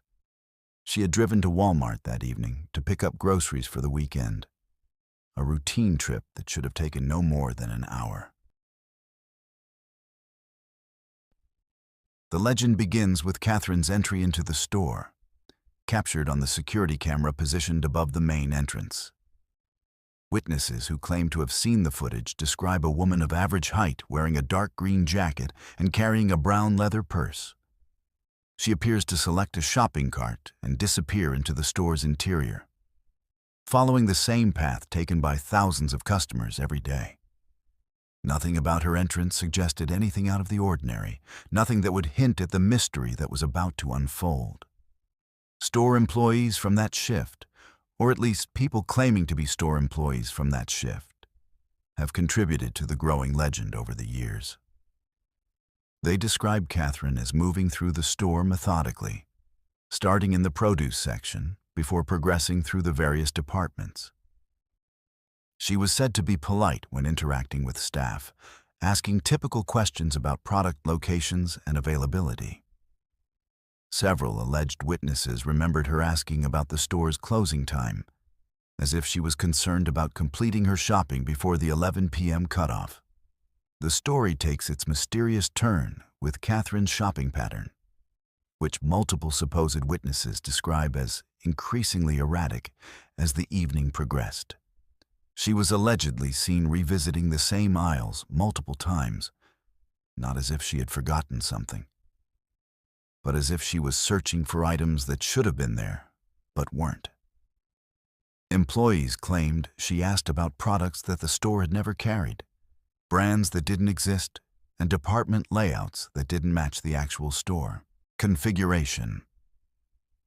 According to the legend, Catherine's behavior became more concerning as the night wore on. She was reportedly seen standing motionless in various aisles for extended periods, staring at empty spaces on shelves as if she could see merchandise that others couldn't. When approached by employees offering assistance, she would politely decline and continue her increasingly aimless wandering through the store. Some versions of the story claim that she was having quiet conversations with people who weren't there, though she was never observed using a phone or any other communication device. The mystery deepened as closing time approached. Store employees conducting their final rounds reported that Catherine was still in the building, but her exact location seemed to shift every time someone went to look for her. She would be spotted in electronics, then immediately seen in household goods, then observed in the pharmacy section, as if she was moving through the store with impossible speed or appearing in multiple locations simultaneously. Management allegedly made several announcements over the intercom, asking customers to complete their purchases. But Catherine either didn't hear these announcements or chose to ignore them. At precisely 11 p.m., when the store officially closed to customers, Catherine Mills simply vanished. The security cameras positioned throughout the store showed no evidence of her leaving through any of the exits. The footage allegedly shows her shopping cart, still containing the items she had selected, abandoned in the middle of aisle 7 between the breakfast cereals and the coffee. Her brown leather purse was found on the floor nearby, containing her driver's license, credit cards, and the shopping list she had written earlier that evening. The search for Catherine became the most dramatic element of the legend. Store management supposedly contacted local police, who arrived to conduct a thorough search of the premises. Every aisle, every storage room, every possible hiding place was systematically examined. The building was locked down completely, with officers stationed at all exits to ensure that Catherine couldn't leave undetected. Security cameras were reviewed frame by frame, showing Catherine's movements throughout the evening but providing no explanation for her sudden disappearance. Outside the store, Catherine's car remained in the parking lot exactly where she had left it. The 2015 Honda Civic was unlocked, with her keys still in the ignition and her cell phone lying on the passenger seat. The phone showed no recent calls or text messages that might explain her disappearance. Her shopping list, found both in her purse and photographed on her phone, contained ordinary grocery items: milk, bread, eggs, coffee, and various household supplies. Nothing on the list suggested any unusual purpose for her visit to the store. The police investigation, according to the various versions of the story, continued for several days. Catherine's apartment was searched, revealing no signs of struggle or evidence that she had planned to disappear. Her job performance had been excellent, her finances were stable, and she had no known personal problems that might motivate a voluntary disappearance. Friends and family described her as reliable and responsible, someone who would never simply vanish without explanation, especially leaving her car and personal belongings behind. As the days turned into weeks, the Catherine Mills case allegedly became a source of endless speculation and conspiracy theories. Some versions of the legend suggest that she had discovered something in the store that she wasn't supposed to see, leading to her removal by unknown parties. Others propose that she had somehow slipped into a parallel dimension or alternate timeline, explaining her apparent ability to be in multiple locations simultaneously before her disappearance. The supernatural interpretations of the story draw connections to Point Pleasant's history of unexplained phenomena. Local paranormal enthusiasts note that the Walmart was built on land that had once been part of the McClintock Wildlife Management Area, where numerous Mothman sightings had been reported in the 1960s. They suggest that the area retains some kind of supernatural energy that occasionally manifests in mysterious disappearances and unexplained events. Skeptical voices in the community have proposed more mundane explanations for the legend. They suggest that Catherine Mills might have left the store through a service entrance or emergency exit that wasn't properly monitored, then returned later to retrieve her car under cover of darkness. Others propose that the entire story is an urban legend that has grown in the telling, with each retelling adding new details and supernatural elements to what might have been a simple case of a confused or disoriented customer leaving the store unnoticed. The truth about Catherine Mills has become impossible to separate from the legend that has grown around her alleged disappearance. Various online forums dedicated to unexplained phenomena have compiled hundreds of posts from people claiming to have inside knowledge of the case. But none of these accounts can be verified. Some claim to be former Walmart employees who witnessed the events firsthand, while others profess to be police officers who participated in the investigation. Attempts to verify the basic facts of the story have proven frustratingly inconclusive. Point Pleasant police records from October 2017 contain no reports matching the details of Catherine Mills's alleged disappearance. The Walmart Corporation has never acknowledged any incident involving a missing customer at the Point Pleasant location. Local newspapers from that time period contain no articles about a mysterious disappearance at the store. However, the absence of official documentation hasn't diminished the story's hold on the local imagination. The Synchronized legend of Catherine Mills has become part of Point Pleasant's ongoing relationship with the unexplained, joining the Mothman and the Silver Bridge collapse in the town's catalog of mysterious events.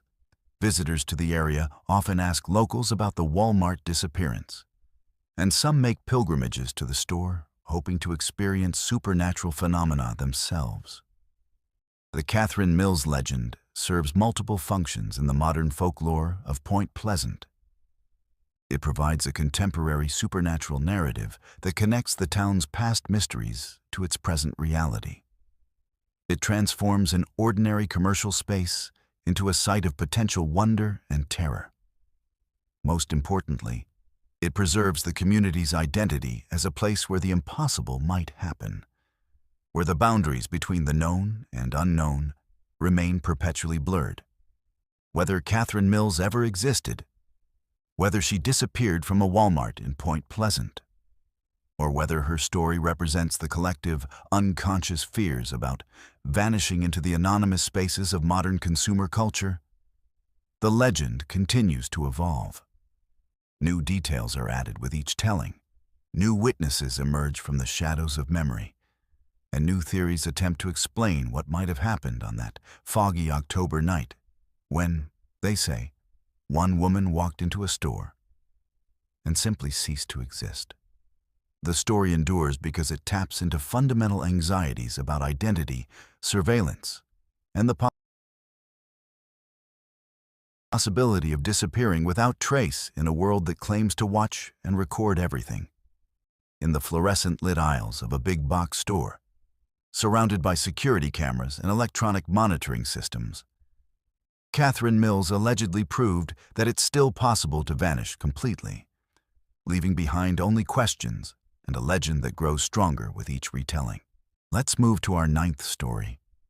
I need to tell you about what happened at the Walmart in Bakersfield, California, because I was there that night. And what I witnessed challenges everything I thought I knew about human behavior and the thin line between normalcy and madness. My name is Jake Martinez, and I worked overnight stock crew at the Supercenter on Ming Avenue for 3 years before I quit after this incident. I'm talking to you now because I can't keep carrying this alone, and maybe someone out there can help me understand what we all saw on June 4th, 2019. I want to start by saying that I'm not the kind of person who believes in supernatural nonsense or conspiracy theories. I'm a practical guy who worked a practical job, moving boxes and restocking shelves to help pay for community college. The overnight shift attracted a certain type of worker. People who needed the hours, who preferred working when the store was quiet, who found peace in the rhythmic work of inventory and organization. It was honest work. And despite what people think about Walmart, most of my co-workers were decent people just trying to make ends meet. That Tuesday night started like any other. Our crew consisted of 6 people. Myself, Trevor, who handled electronics, Maria in grocery, Carlos in sporting goods, Sandra in health and beauty, and our supervisor Dennis. We'd worked together for months and had developed the kind of easy camaraderie that comes from shared late-night shifts and mutual respect for getting the job done efficiently. Dennis was fair but strict about following procedures, and we all appreciated that he treated us like adults rather than micromanaging every task. The store officially closed at 11 p.m., and by midnight, we were deep into our restocking routine. I was working in housewares, unpacking boxes of kitchen supplies and organizing them according to the planogram layout that corporate had sent down. It was methodical work that I found oddly satisfying. There's something peaceful about creating order from chaos, about transforming a chaotic stockroom into neatly arranged shelves that customers would appreciate the next day. The first sign that something was wrong came around 1:30 a.m. when Maria called Dennis on the radio to report strange customer behavior in the grocery section. She explained that approximately 15 customers had entered the store through the main entrance and were now shopping together as a group. This was immediately concerning because the store was supposed to be closed to customers, and our security protocols required that all entrances be locked except for emergency exits. Dennis immediately checked with overnight security guard Robert, who confirmed that all entrances were secure and that he hadn't admitted any customers since closing time. Robert conducted a quick perimeter check and reported that the parking lot was empty except for employee vehicles. Yet Maria insisted that she could clearly see customers moving through the grocery aisles, selecting items and placing them in shopping carts. I accompanied Dennis and Robert to the grocery section to investigate Maria's report. What we found there still haunts me 3 years later. The aisles were indeed occupied by what appeared to be normal customers engaged in routine shopping activities. There were men and women of various ages, some shopping alone and others in pairs or small family groups. They were dressed in ordinary street clothes, behaved politely, and seemed to be conducting regular grocery shopping. But something about these customers was profoundly wrong, though it took me several minutes to identify exactly what was bothering me. They moved through the aisles with an eerie synchronization, as if they were following a choreographed routine rather than making individual shopping decisions. When one person paused to examine a product, others in nearby aisles would pause at exactly the same moment. When someone placed an item in their cart, others would make similar motions with items from their own locations. Dennis approached one of the customers, a middle-aged woman in a blue sweater who was examining cereal boxes.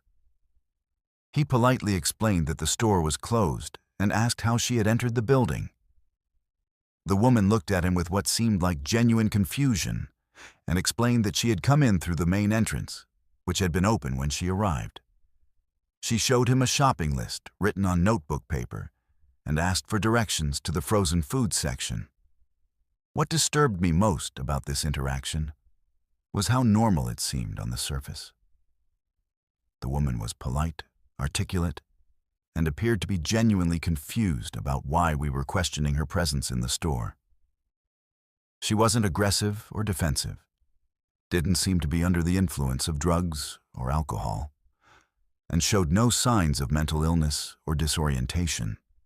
She was just a normal person doing normal shopping, except that she shouldn't have been able to enter the building.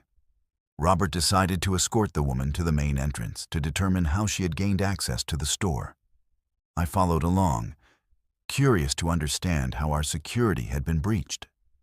When we reached the entrance, Robert used his keys to unlock the doors from the inside, confirming that they had been properly secured.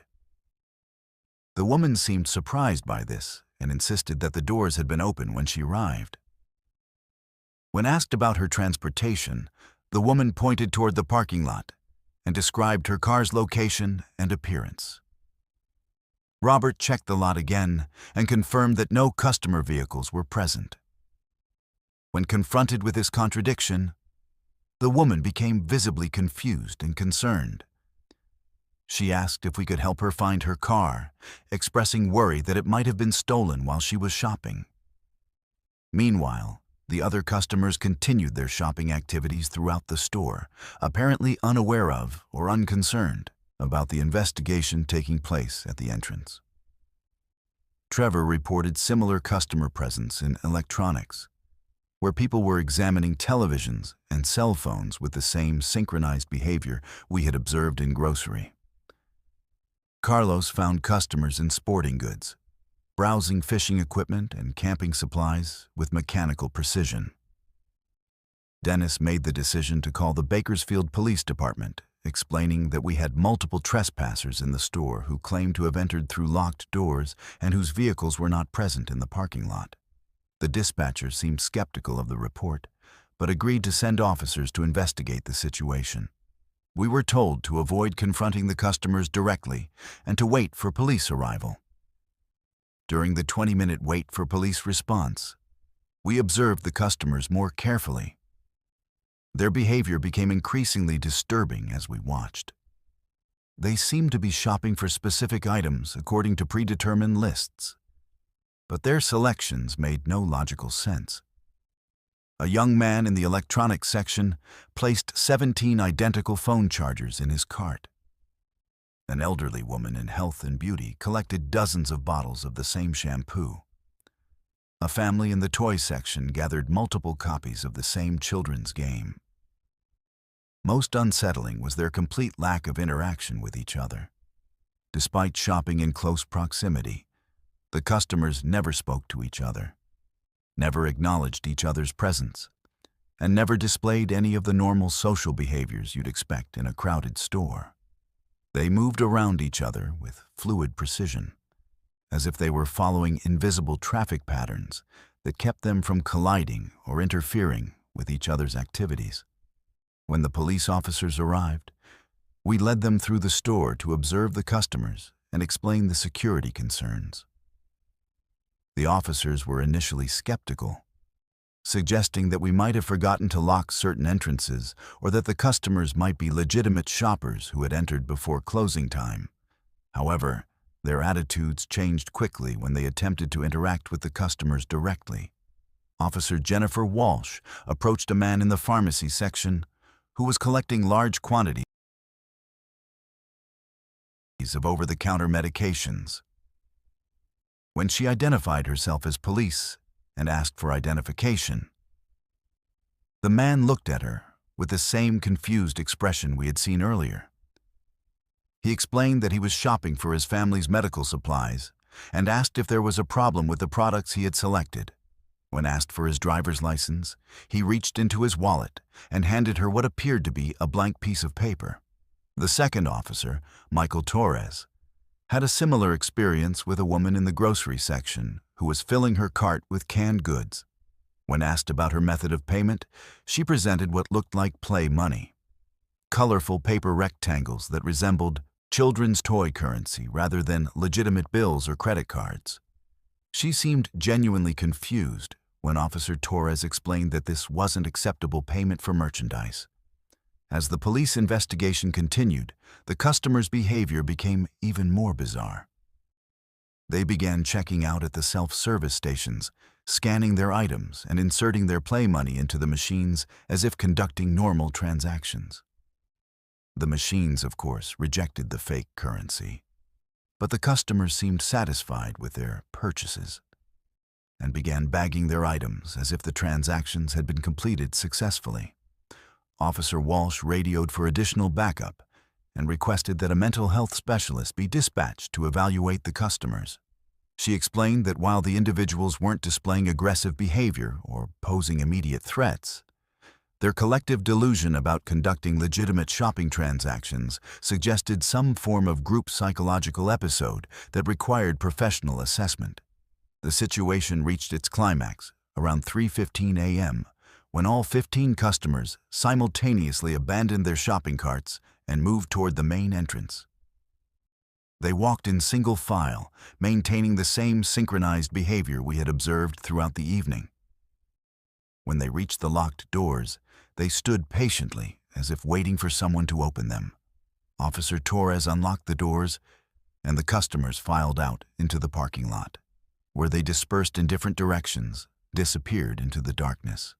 The aftermath of this incident left our entire crew shaken and confused. Police reports documented the unusual customer behavior, but offered no explanation for how the individuals had entered the secure building or where they had gone after leaving. Security camera review showed the customers moving through the store exactly as we had observed, but provided no footage of their entrance or exit from the building. Store management conducted a thorough investigation of our security procedures and found no breaches or equipment malfunctions that could explain the incident. Corporate security specialists reviewed the case and recommended additional training and protocol updates, but acknowledged that the circumstances were unprecedented in their experience. I quit my job at Walmart 2 weeks later, not because I was afraid to work there, but because I couldn't reconcile what I had witnessed with my understanding of reality. The incident forced me to question basic assumptions about consciousness, reality, and the nature of human behavior that I'm still struggling with 3 years later. I share this story not because I expect anyone to believe it, but because I hope someone out there might have experienced something similar and can help me understand what we all witnessed that night in Bakersfield. Let's move to our 10th story. What if I told you that the strange incidents we've been exploring across various Walmart stores aren't isolated events, but part of a larger pattern, one orchestrated by forces beyond ordinary observation? Between 2016 and 2022, a series of inexplicable occurrences documented at Walmart supercenters nationwide has led some investigators and insiders to propose a chilling theory. These incidents may be the visible effects of a covert experimental program testing human behavioral responses on a vast scale. Consider the evidence we've already examined. A man living undetected in a Louisiana store for 3 days, demonstrating sophisticated knowledge of operational patterns. A customer in Phoenix being stalked through precise mirroring behavior that suggested advanced surveillance techniques. An elaborate toilet paper heist in Portland executed with military precision and insider knowledge. A worker in Tulsa discovering corporate priorities that placed liability assessment above human dignity. A time traveler in El Paso displaying uncanny knowledge of future events and local infrastructure. Mirror anomalies in Salem that defied conventional physics. Surveillance footage in Roswell showing simultaneous multiple presence. A disappearance in Point Pleasant that left no trace despite comprehensive security systems. Synchronized customers in Bakersfield behaving like programmed entities rather than individual human beings. When viewed as isolated incidents, these events seem like random manifestations of human eccentricity, mental health crises, or technological glitches. But when analyzed as data points in a larger pattern, they begin to form a disturbing picture of systematic manipulation and experimentation conducted within America's most ubiquitous retail environment. The consistency of timing, the sophisticated nature of the behaviors observed, and the failure of conventional explanations to account for these phenomena all point toward organized intervention rather than random occurrence. According to documents allegedly leaked by former Walmart corporate employees, the company has been participating in a classified research program designed to test the limits of human perception, behavior modification, and social control within controlled commercial environments. These documents, which have circulated through various online channels despite legal efforts to suppress them, outline a multi-phase experimental protocol codenamed Project Consumer Dynamics that has been running since 2015. The leaked materials describe a partnership between Walmart's corporate research division, several major technology companies, and undisclosed government agencies focused on developing advanced crowd control and behavioral prediction systems. According to these sources, Walmart's extensive network of stores, comprehensive surveillance infrastructure, and massive customer database make it an ideal laboratory for testing psychological manipulation techniques on a scale impossible to achieve in traditional research settings. The alleged experimental protocols involve the deployment of various environmental and technological manipulations designed to alter customer and employee behavior in measurable ways. These include precisely calibrated lighting systems that can induce specific emotional states, subsonic audio frequencies that affect perception and decision-making, and advanced facial recognition software that can identify individuals suitable for targeted psychological interventions. Former Walmart IT specialist Marcus Davidson, who has spoken publicly about his experiences despite signing multiple non-disclosure agreements, claims that he was involved in installing what he was told were enhanced security systems that actually functioned as sophisticated behavioral monitoring and manipulation tools. According to Davidson, these systems could track customer movement patterns, analyze facial expressions and body language, and even detect physiological indicators like heart rate and stress levels through advanced biometric scanning. Davidson's testimony suggests that the strange incidents we've examined may represent either intentional tests of these experimental systems or unintended side effects of their deployment. He describes witnessing command centers where technicians monitored multiple store locations simultaneously, adjusting environmental parameters and tracking the behavioral responses of specific individuals who had been selected for observation, based on psychological profiles generated by artificial intelligence algorithms. The selection criteria for experimental subjects, according to leaked documentation, prioritize individuals who display certain personality traits that make them susceptible to environmental manipulation. These include high suggestibility, social isolation, financial stress, and specific neurological markers that can be detected through behavioral analysis. The goal, apparently, is to develop techniques for influencing human behavior that could be deployed in various contexts beyond retail environments. Several whistleblowers have emerged over the years, each providing pieces of what appears to be a larger puzzle. Dr. Sarah Chen, a former behavioral psychologist who claims to have consulted for the program, describes experiments designed to test reality distortion protocols that could make individuals question their own perceptions and memories.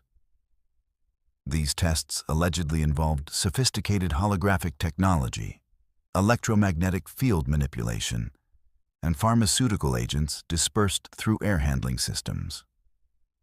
The technological infrastructure required for such experiments would be extensive, but not impossible to implement within Walmart's existing operational framework. The company already maintains sophisticated surveillance networks, environmental control systems, and data analysis capabilities that could be adapted for experimental purposes. The addition of specialized equipment for behavioral manipulation could be integrated gradually and disguised as routine technological upgrades. Independent researchers analyzing the pattern of incidents across multiple Walmart locations have identified several troubling correlations. The timing of strange events often coincides with visits by corporate technical teams, installations of new security equipment, or updates to store computer systems. Geographic clustering suggests that certain regions are being used as test sites for different experimental protocols.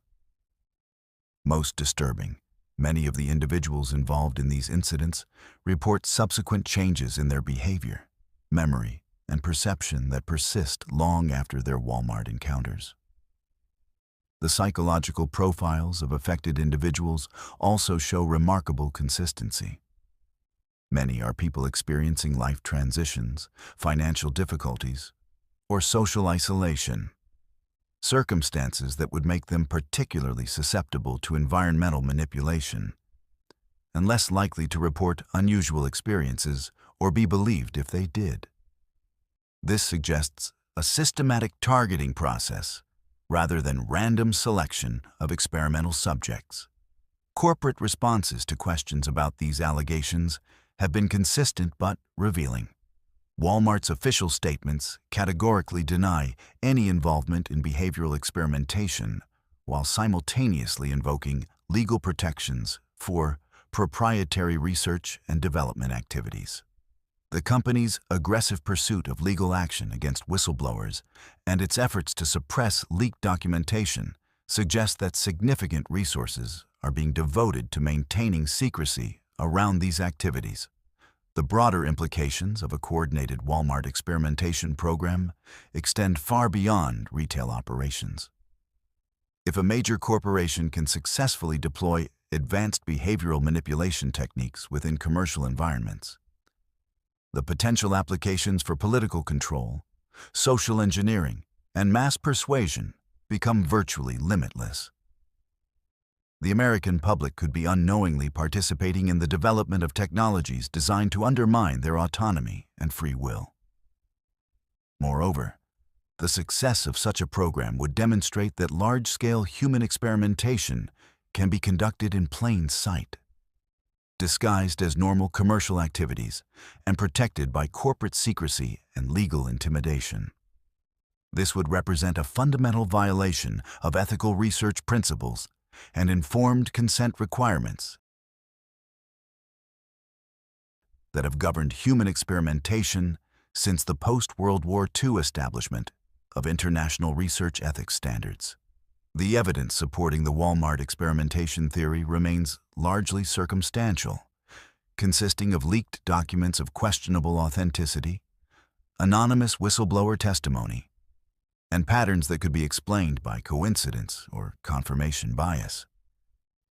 However, the consistency and sophistication of the reported phenomena, combined with the documented history of corporate and government involvement in unethical human experimentation, make these allegations impossible to dismiss entirely. As we've seen throughout these stories, the line between ordinary retail experience and extraordinary psychological manipulation may be thinner than most people realize. Whether these incidents represent the visible effects of a coordinated experimental program, or simply the strange accidents that occur when millions of people interact within artificial commercial environments on a daily basis, they serve as a reminder that our most mundane activities may be far from mundane in their implications for human consciousness and social control. The truth about what's really happening in America's Walmart stores may never be fully revealed. But the questions raised by these incidents demand serious consideration. In an age of unprecedented surveillance technology, artificial intelligence, and corporate power, the possibility that our shopping trips are being used as opportunities for psychological experimentation is no longer the stuff of science fiction. It may be the hidden reality of contemporary American life. Let's move to our 11th and final story.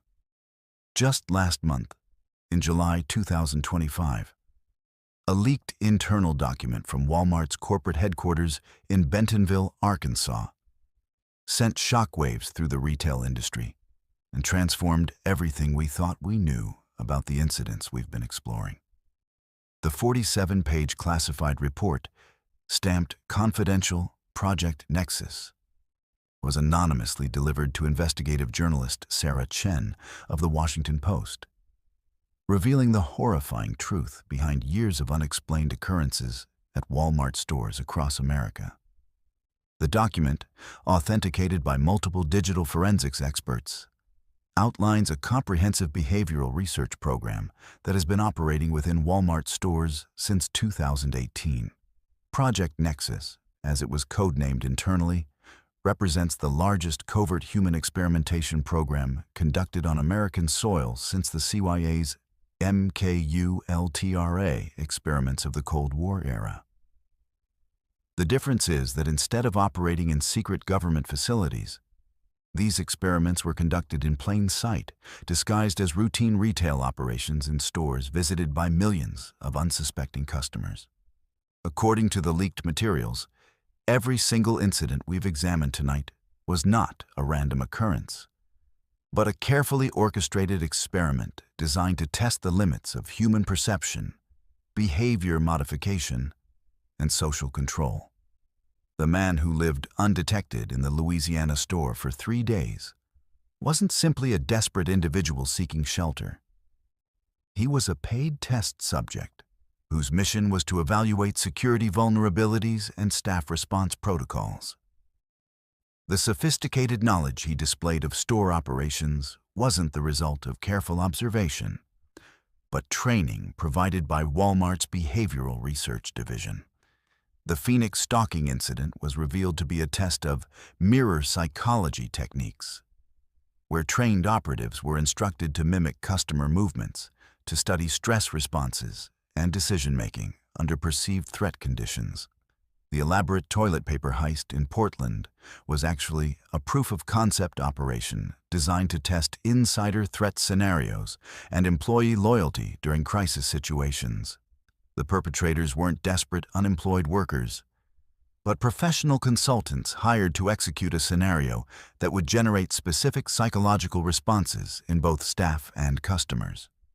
Most disturbing of all, the document reveals that the employee who discovered the dead customer in Tulsa was deliberately placed in that situation to study moral decision-making under corporate pressure.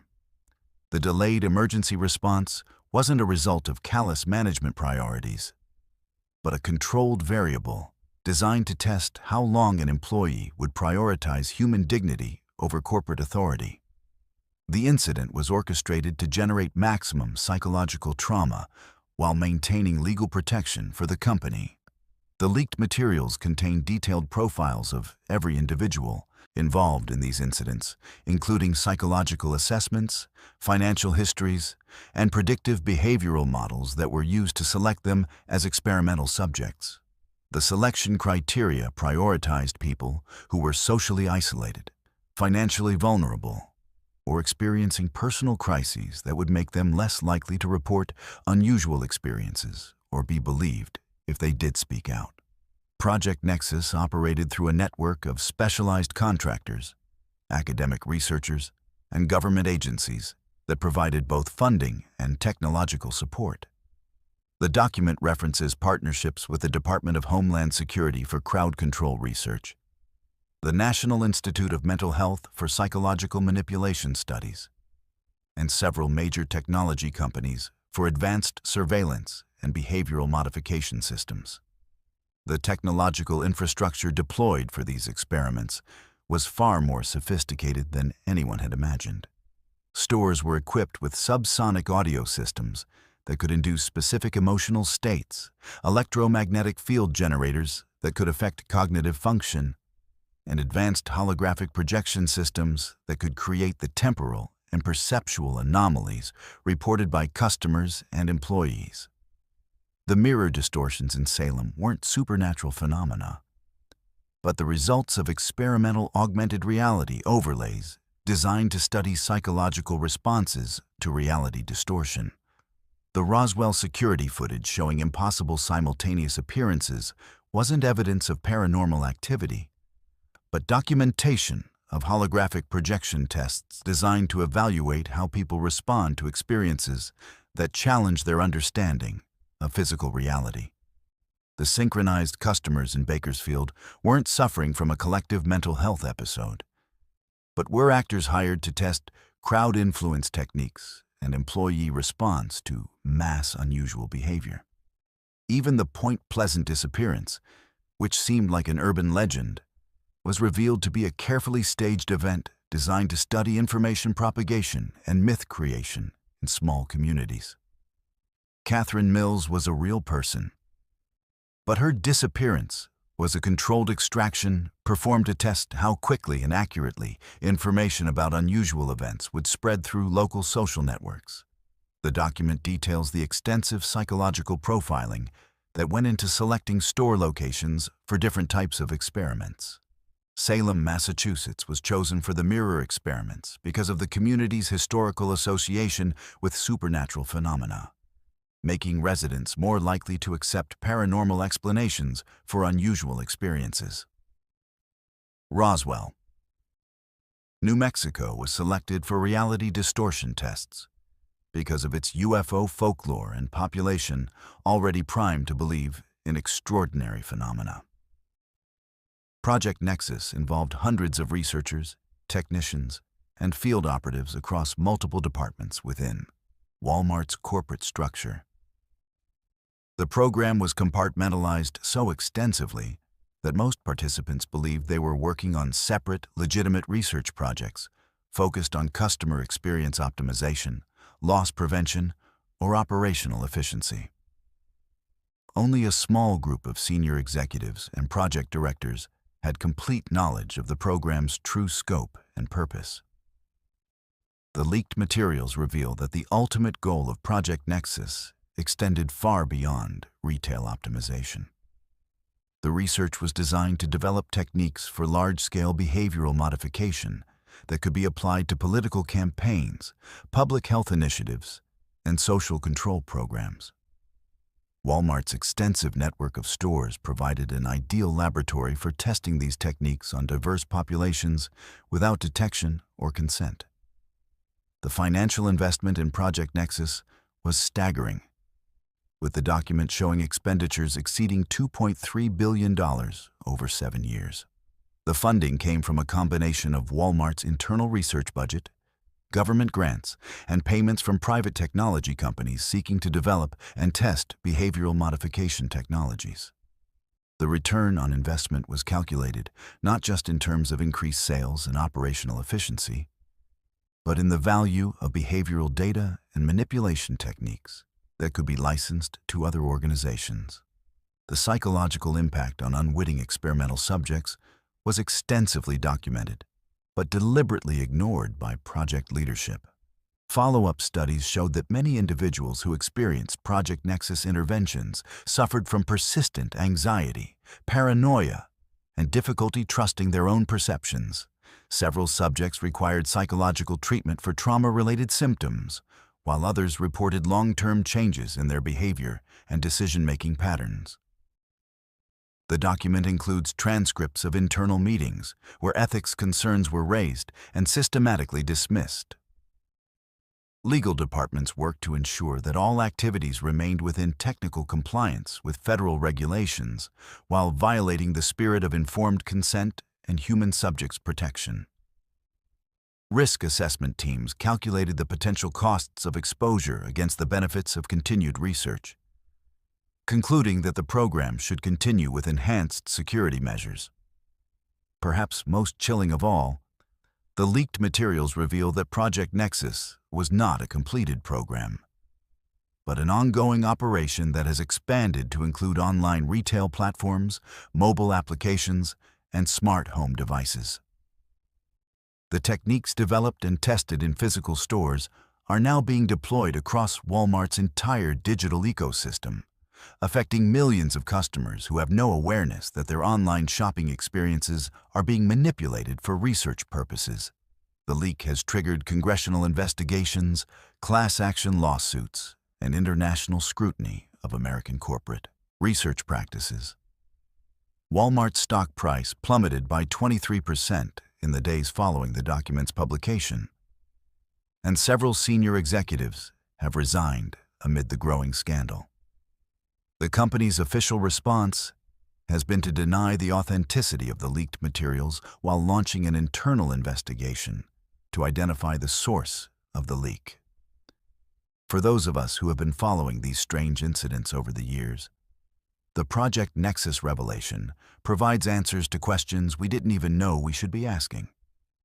It explains the sophisticated coordination of seemingly random events, the involvement of individuals with specialized knowledge, and the consistent patterns of corporate response that prioritized secrecy over transparency. But it also raises new and more disturbing questions about the nature of consent, privacy, and human dignity. in an age of corporate surveillance and behavioral manipulation. If a major retailer can conduct extensive psychological experiments on millions of unwitting customers without detection for 7 years, what other organizations might be engaged in similar activities? How many of our daily experiences are being manipulated by forces we cannot see or understand? The Project Nexus scandal represents a watershed moment in the relationship between corporations and consumers, revealing the extent to which our most basic assumptions about commercial interactions may be fundamentally wrong. Every shopping trip, every customer service interaction, every moment spent in a retail environment may be part of someone's experiment, generating data that will be used to influence our future behavior in ways we cannot predict or control. As investigations continue and more details emerge, one thing has become clear. The strange stories we've shared tonight were never really about individual incidents or isolated mysteries. They were glimpses into a vast, hidden system of control and manipulation that operates within the most mundane aspects of our daily lives. The real horror isn't in the supernatural or the unexplained. It's in the systematic violation of human autonomy that has been hiding in plain sight, disguised as nothing more than a shopping trip to Walmart.